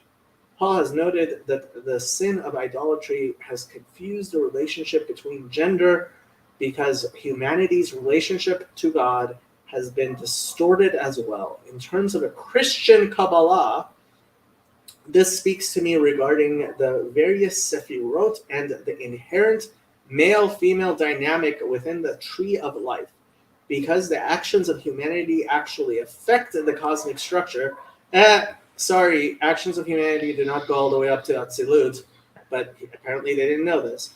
Perhaps what it is being alluded to here is the disruption of the relationship between the Sefirot. The mother perhaps turns her back to the father and associated with another female. What other female? Producing wrath. I actually don't have much knowledge of the male-female dynamic within the Tree of Life, obviously. Yeah, I'm not sure what they're talking about there or actually where this is from. Yeah. Oh, Central Ohio. Yeah, I Okay. don't think Kabbalah is compatible with Christianity. I tend to agree with you, but that's because Christianity is wrong.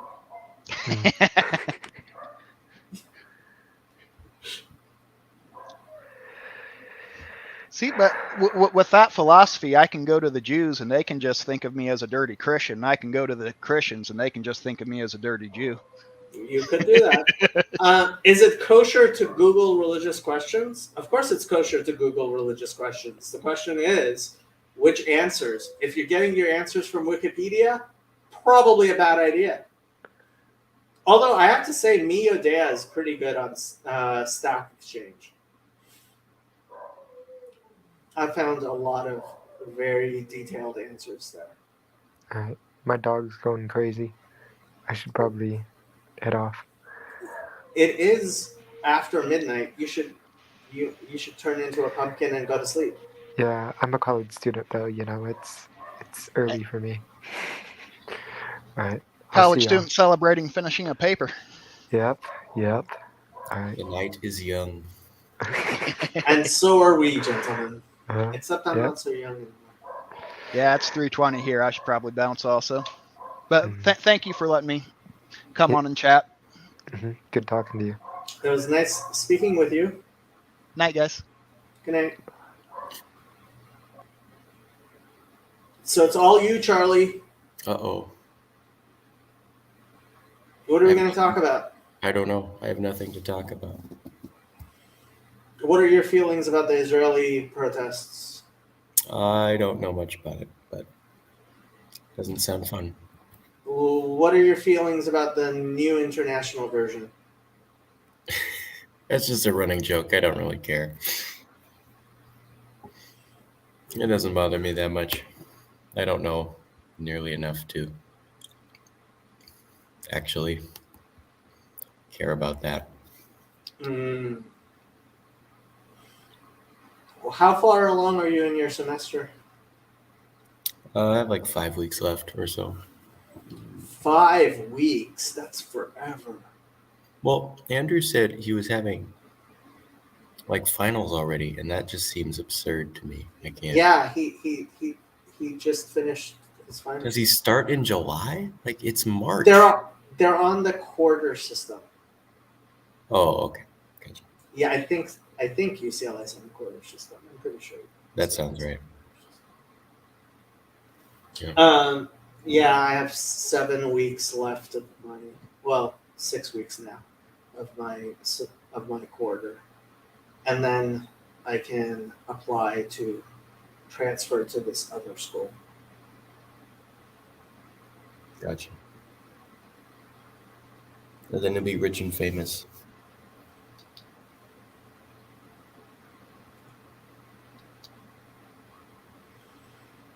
You're the chemical engineer? No, he's the chemical engineer. You're the mechanical engineer.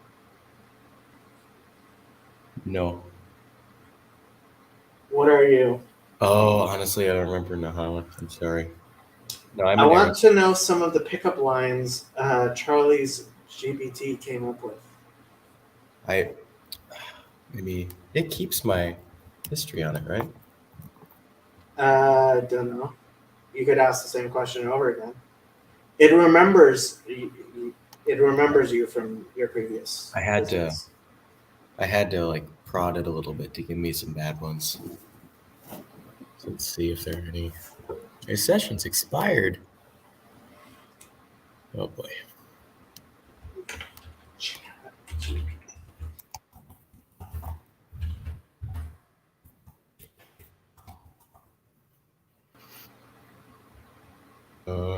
What was my password, do we think? Oh no. I think I used my Google account. Pretty sure I used my Google account. B. Okay.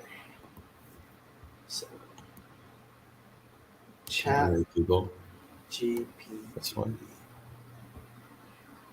It's probably my school account. Huh? Yeah, it's asking me. Give me pick up Wrong. lines. Sure. Here are a few pickup lines that you might find amusing. 1. Are you a magician? Because every time I look at you, everyone else disappears. Wow. That's not bad. No, I asked it specifically for bad pickup line.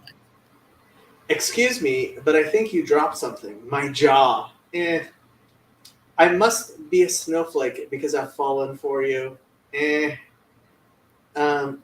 it hot in here or is it just you? Are you a bank loan because you got my interest? I kind of like that one. That's bad. Excuse me, but I think you owe me a drink because when I saw you, I dropped mine. Do you believe in love at first sight or should I walk by again? So, I am totally opposed to love at first sight. You must be a dictionary because you add meaning to my life. That's a John Vervaeke. That I could see John Vervaeke saying that. If you were a vegetable, you would be a cute cucumber. That's dumb. Are you a camera? Because every time I look at you, I smile. Give me bad pickup line. Yeah.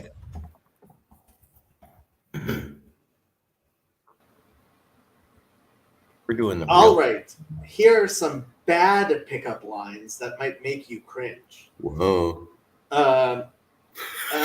Just Just got extra words in it. It's so bad. Are you a magician? Because whenever I look at you, everyone else disappears and I'm left wondering what just happened. Excuse me, but are you a Wi-Fi signal? Because I feel a strong connection here. If you were a vegetable, you'd be a cucumber. No, wait, that's actually a good one. Did you just fart? Because you just blew me away. Wow. See, I was feeding these to my friend who said he was finally going to ask a girl out that he liked. So, Do you have a map? I keep getting lost in your eyes. Excuse me, but do you have a Band-Aid? Because I scraped my knee falling for you. wow. Do you believe in love at first sight, or should I walk by again and again and again? Is your name Google? Because you've got everything I've been searching for. If I could rearrange the alphabet, I'd put you and I together. But honestly, that seems like a lot of work. Are you a parking ticket? Because you've got fine written all over you. Wow.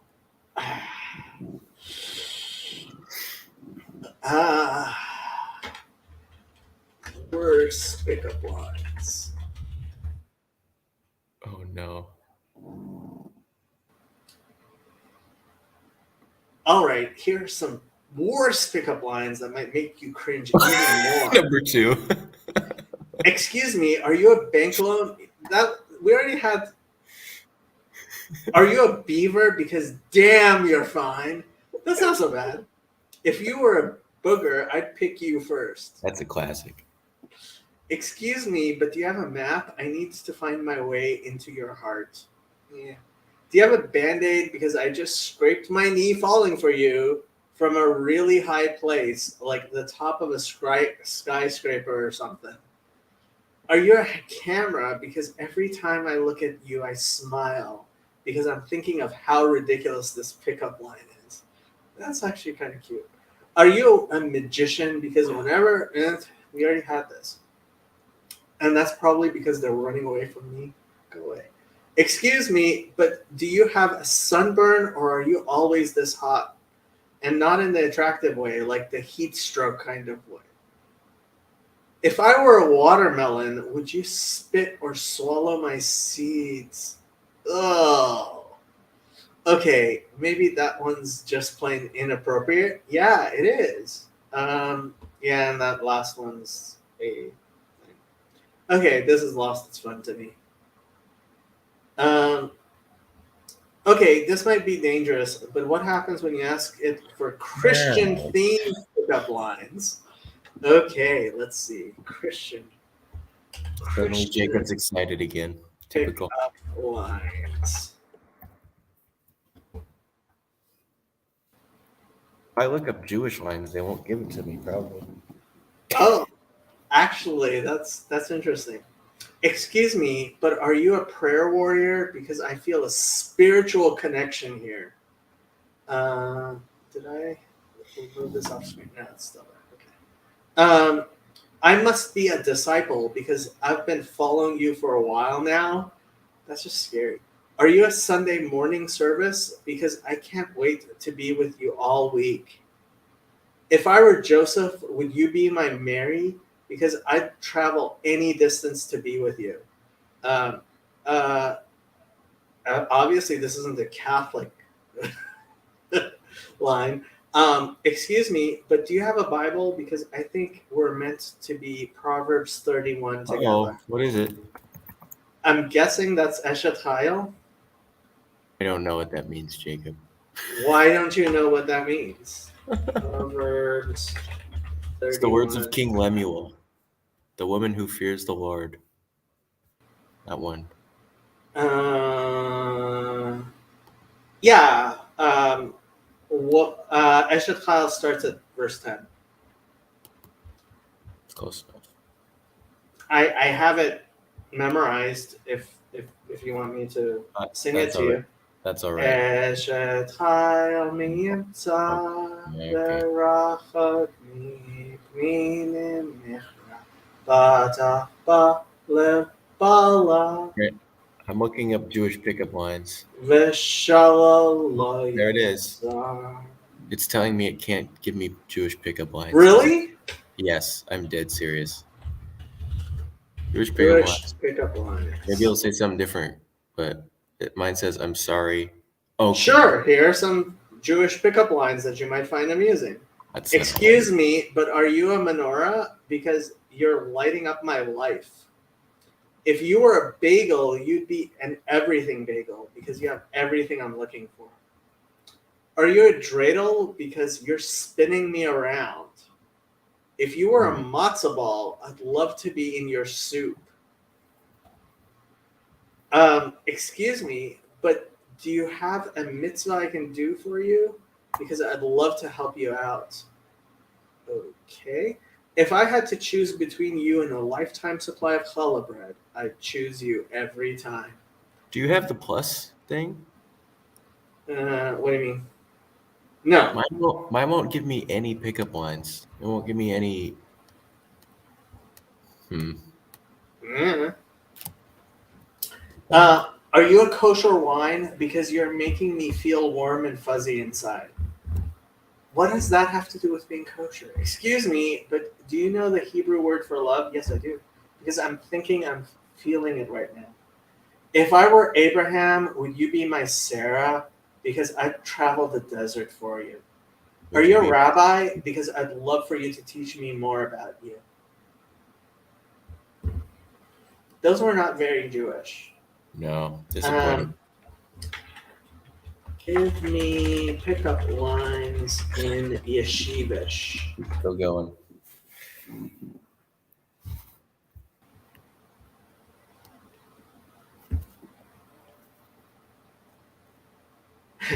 Excuse me, but are you a yeshiva bacher? Because you're making my heart pitter patter like a Gemara page.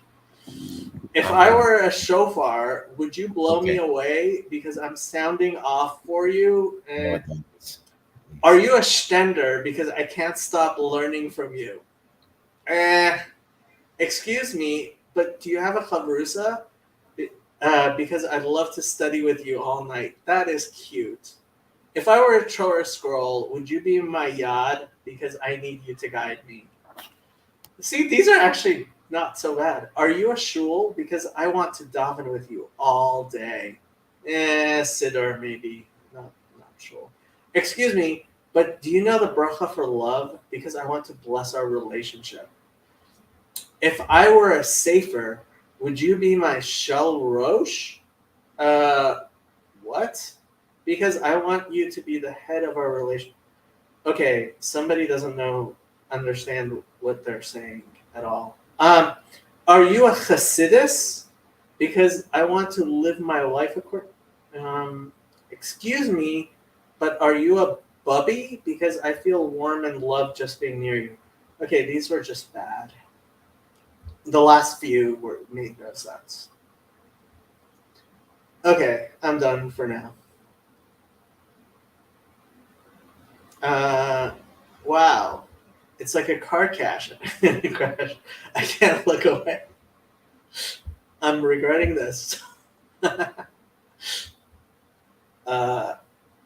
had nothing serious to contribute. This is what happens. It's all Nechama's fault. Yeah. I blame Nechama. See my kitty? I do. In the valley. Of the shadow of death.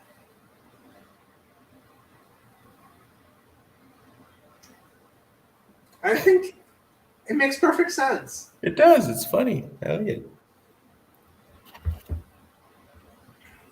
So what was your major? Aerospace. Aerospace in Iowa? Yeah. You guys have aerospace in Iowa? It's like one of the biggest programs in the country at Iowa State. I did not know this. For public universities, it's like the only bigger ones would be like Georgia Tech, probably a couple California schools. I don't know, but Yosef goes to Georgia Tech. he does. Well, He has an aero he's, degree. So. he's ABD. What's that? You don't know what ABD is? Well, isn't he getting a doctorate right now? Yes. He's all but dissertation. Okay. That's what you call somebody who's working on their dissertation and Sure. hasn't finished it. He was supposed to finish it like 12 months ago. Yes, she is adjusting well. I don't know what's going to happen when Happy comes back. I think I'm going to go pick up Happy on Memorial Day weekend, which is in 2 months. Happy's gonna eat her. Happy loves cats. She has caught several cats, scared the bejesus out of them, but she just sniffs them. She also has caught several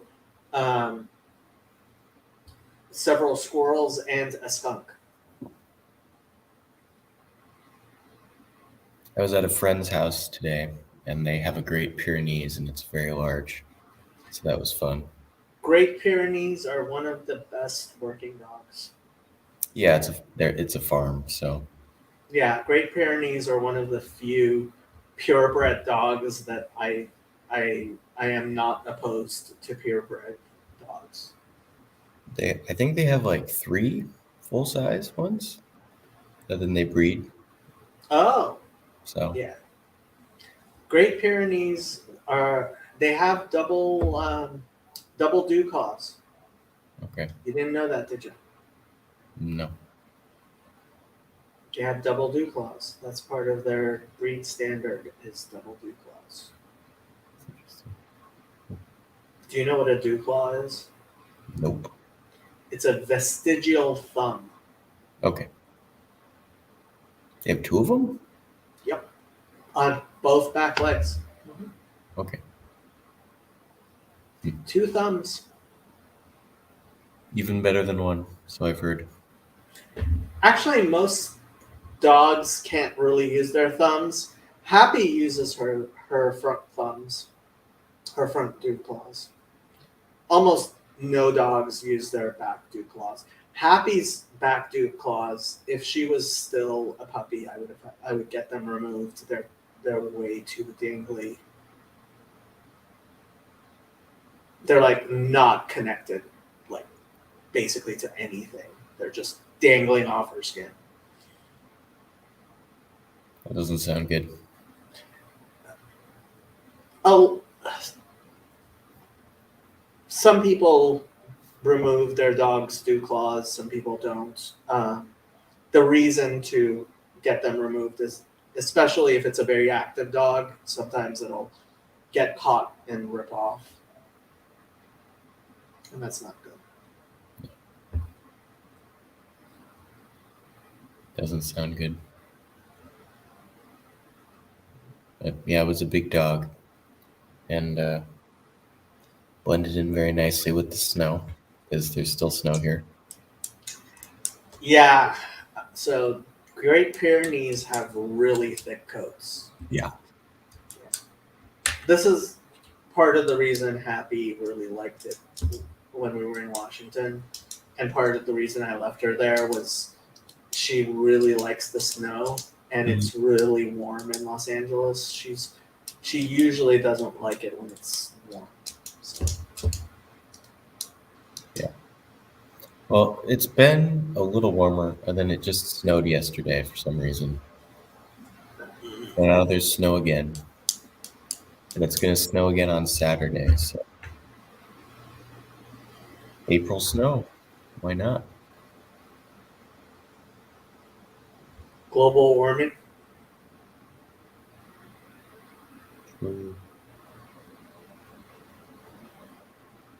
I've been learning all about it.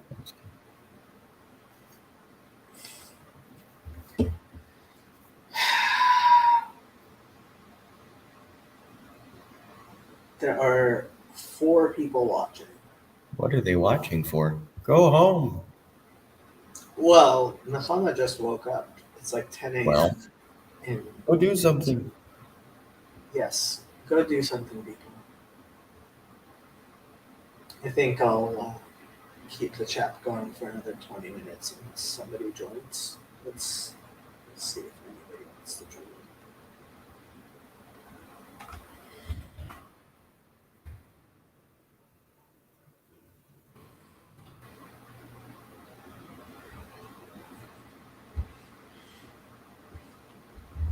How was church today?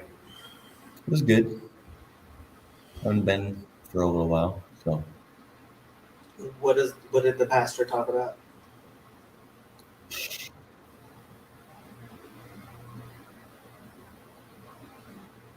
I don't know if I could tell you what passage he started on because I got there late, but it was the submitting to authority portion of must be Romans, right? Timothy, maybe? The submitting to authority of your husband or submitting to authority in general? Government.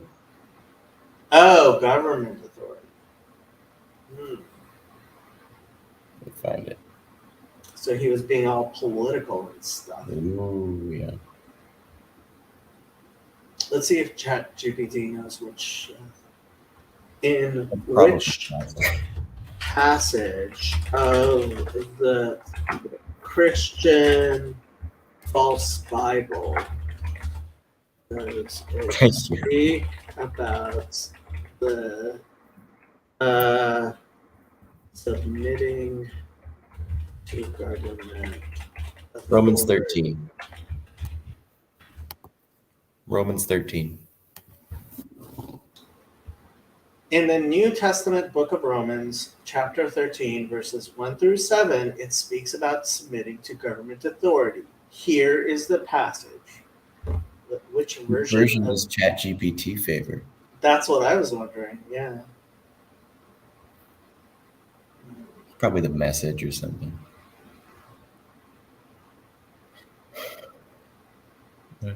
It's going for a very long time, but it's not telling me which You've version. also.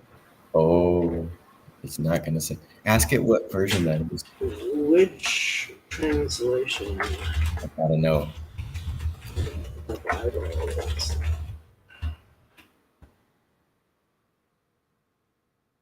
The passage I provided is from the New International Version of the Bible. The NIV is a popular English translation of the Bible that seeks to balance accuracy and readability and is commonly used by both Protestants and evangelical Christians. If you didn't need more proof, Protestants and evangelical I Christians. know. It's the new wave. ChatGPT's bringing it in. I like it. Aren't evangelical Christians Protestants? Yes, you are correct. Evangelical Christians are a subset of Protestant Christians. The term Protestant refers to any Christian who is not part of the Roman Catholic or Eastern Orthodox churches and includes a wide variety of denominations and traditions, such as Lutheran, Baptist, Presbyterian, Methodist, and many others. Evangelical Christians are a particular branch of Protestantism that emphasizes the authority of the Bible, personal conversion, and evangelism, among other beliefs. Are Mormons Protestants? Mormons, also known as members of the Church of Jesus Christ of Latter-day Saints, are not generally considered Protestants. While they share some similarities with the Protestant Christianity, such as belief in Jesus Christ and the Bible as scripture, they also have significant theological differences. For example, Mormons believe in additional scriptures beyond the Bible, including the Book of Mormon and other writings that they believe were revealed to their founder, Joseph Smith. Are Mormons going to burn in hell forever? Forever. Yeah, forever. It's the important part, right?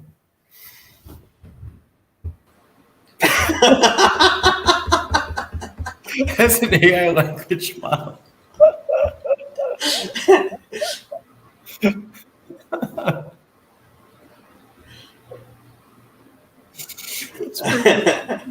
That's the perfect time for it to say that. However, I can say that within traditional Christian teachings, there are varying views on the ultimate destiny of those who do not follow certain beliefs or practices. Some believe in the concept of hell as a place of eternal punishment for those who reject Jesus Christ, while others hold to different beliefs such as universal reconciliation or annihilationism. Wow. It's important to approach religious beliefs with respect and sensitivity, and to engage in constructive dialogue, even with Muslims. Ooh. Jacob, what are you trying to get it to say? Yes, even with Muslims. It's important to approach religious beliefs with respect and sensitivity. Muslims, like members of any other religion, have their beliefs and practices that should be respected and understood. Islam is the second largest religion in the world, but aren't Muslims homophobic? What's okay? Don't get me in trouble. It is not accurate to make a broad generalization that all Muslims are homophobic or that Islam as a religion is inherently homophobic. Uh-huh. Like any religion, while it is true that some Muslims, but doesn't Islam But doesn't the book say say you should kill homosexuals? You're getting it thrown off ChatGPT, my goodness. It is important to distinguish between the beliefs. See, the Muslim evangelism here is just. It is important to distinguish between the beliefs. See, the Muslim evangelism here is just.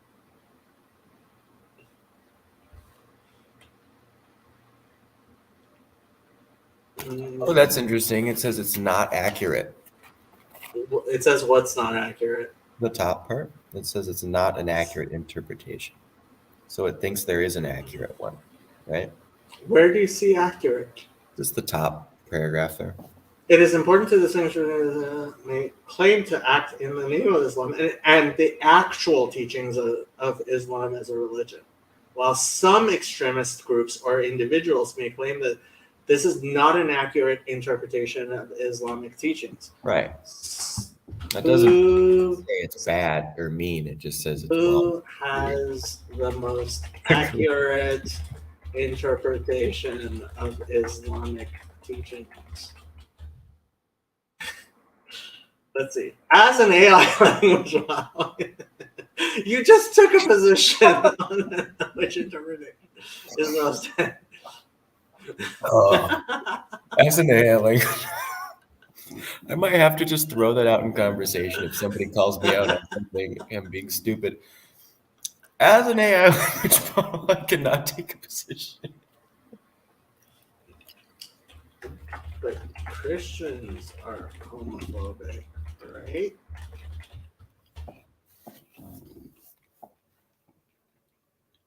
Not all Christians are homophobic. What did it say for the Muslims, though? Aren't most Christians homophobes?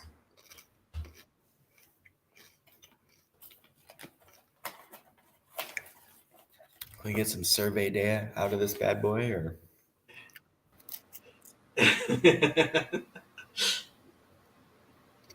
not supported by the facts? There you Not go. supported by the facts. The facts. See, I'm just wondering, like, where its wokeism like collapses in on itself. Are there scientific studies of how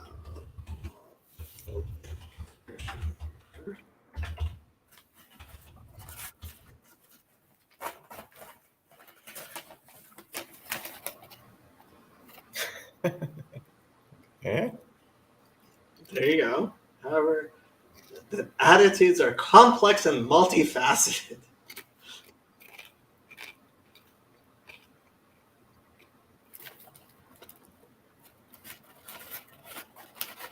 It is important to approach these studies with a critical and nuanced perspective. Nuance. We need more nuance.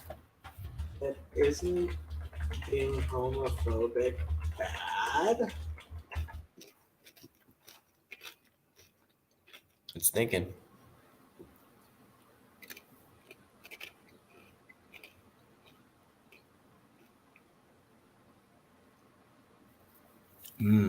It's not acceptable. Apparently. Okay, this is boring. You don't like hearing from the prophet GPT? Not really. As an AI language, everything's going so well, and then it's like, nope.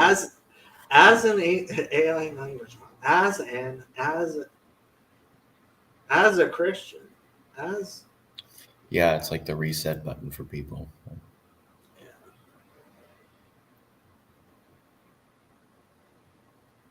what's going on?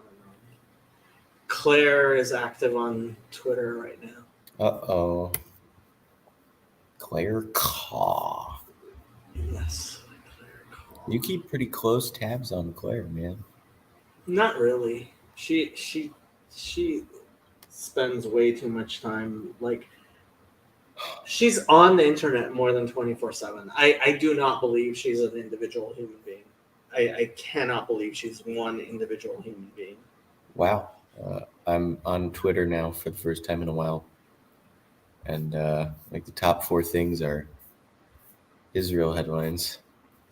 Yeah, well, Israel is Netanyahu. Yeah, so Like, that's why we were talking about Israel politics before you came. like departures halted at the main airport.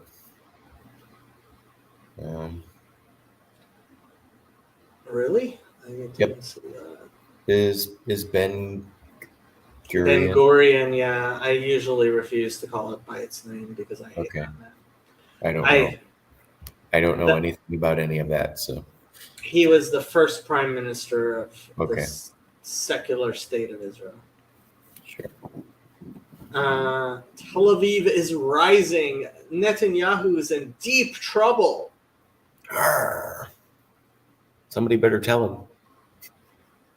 I'm pretty sure he knows. I know. Hmm. This Jacob Kornbluh guy is interesting. I don't know if he's actually religious. He looks like he's religious. He He looks comes like from a religious background. He bothered to grow the beard, so Senior religious Zionist rabbi. For the first time in my life, I feared this collapse and the rift between our two Jewish communities. that'll settle him down. Rabbi Kenneth Brander. I have no idea who Rabbi Kenneth Brander is, but that's not a very Jewish name. No. I guess he's the diaspora, not the Israel part. Rosh Yeshiva of the Ora Torah Stone.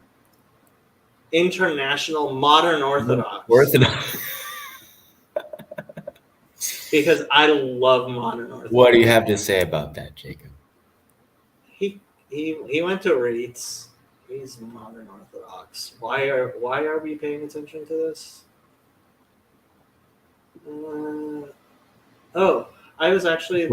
I've met this guy. You've met him? Of course Yeah. you have. Yeah, a friend of mine got married at BRS, and when he was there. Was Eric Weinstein there? Eric Weinstein was not at BRS. I don't think Eric Weinstein has ever been to BRS. He's never there when you need him. I would be very surprised if Eric Weinstein ever went to BRS.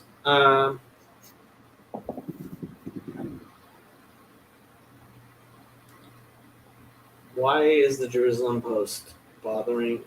This does not look like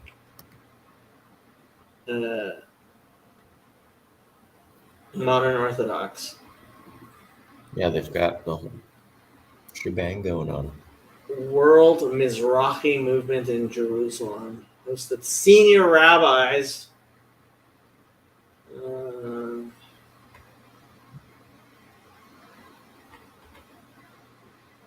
None of this looks in any way having to do with any of this stuff.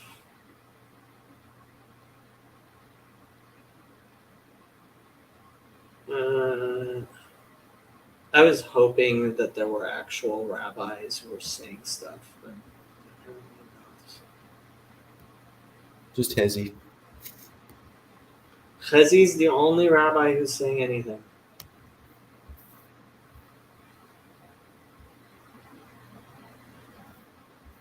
By far, the winner of the Israeli protests in recent weeks is Grand Miser. What's Grand Miser?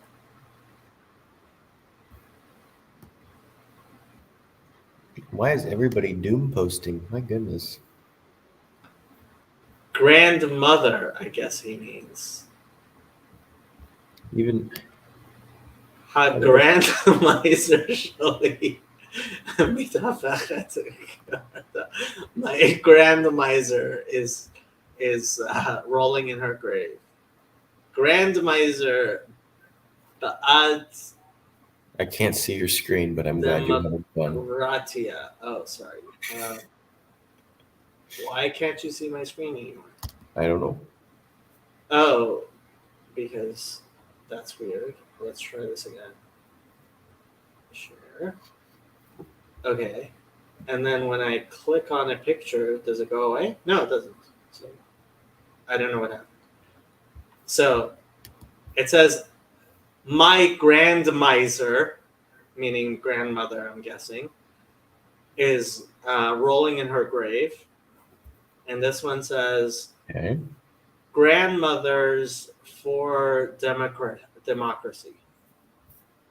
So apparently, talking about grand misers has become a thing in Israel over the past couple of weeks. Yeah, everybody's having.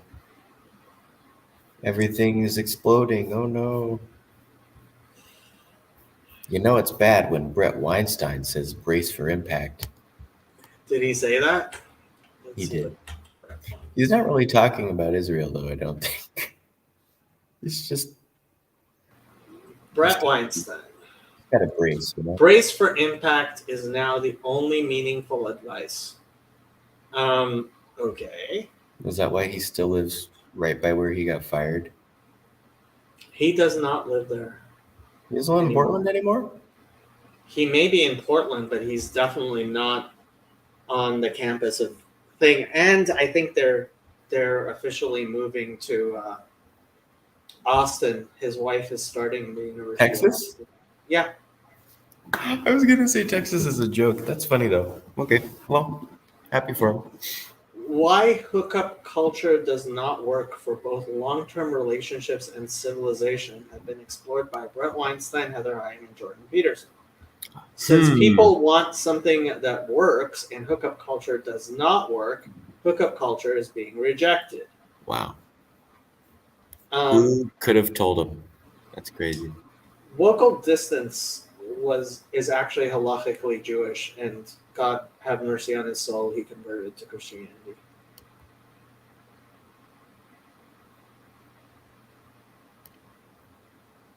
You're not seeing my screen. Nope. Now I am. There it is. I thought you were seeing I my was following screen. you. This whole time, I was- thought you were seeing my screen. I was following you on my own Twitter, but This whole time, I saw You- the.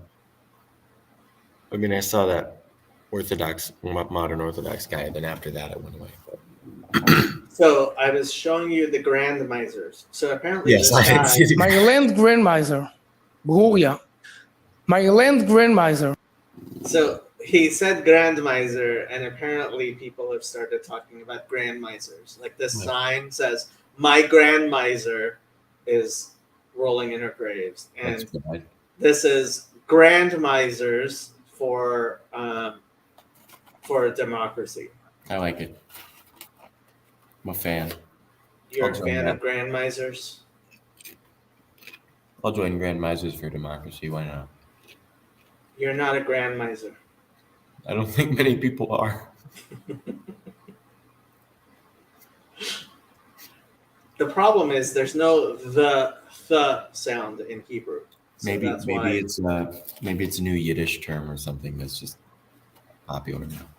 he moved to the San Juan Islands, I believe. I might be wrong. I am pretty sure that Brett Weinstein is not living in the San Juan Islands, although I might be wrong as well. It would not be the first time I was wrong. Would not even be the second time I was wrong. But would it be the third time? So one of my favorite jokes to make is, oh wow, so this is what being wrong is like. I'm 45 years old and it's the first time. Bet that's popular. It's popular with me. That's what's important, you know? Okay, it's 1 a.m. here. I think I'm going to end this stream. That's late. Wow. And it's even later where you are.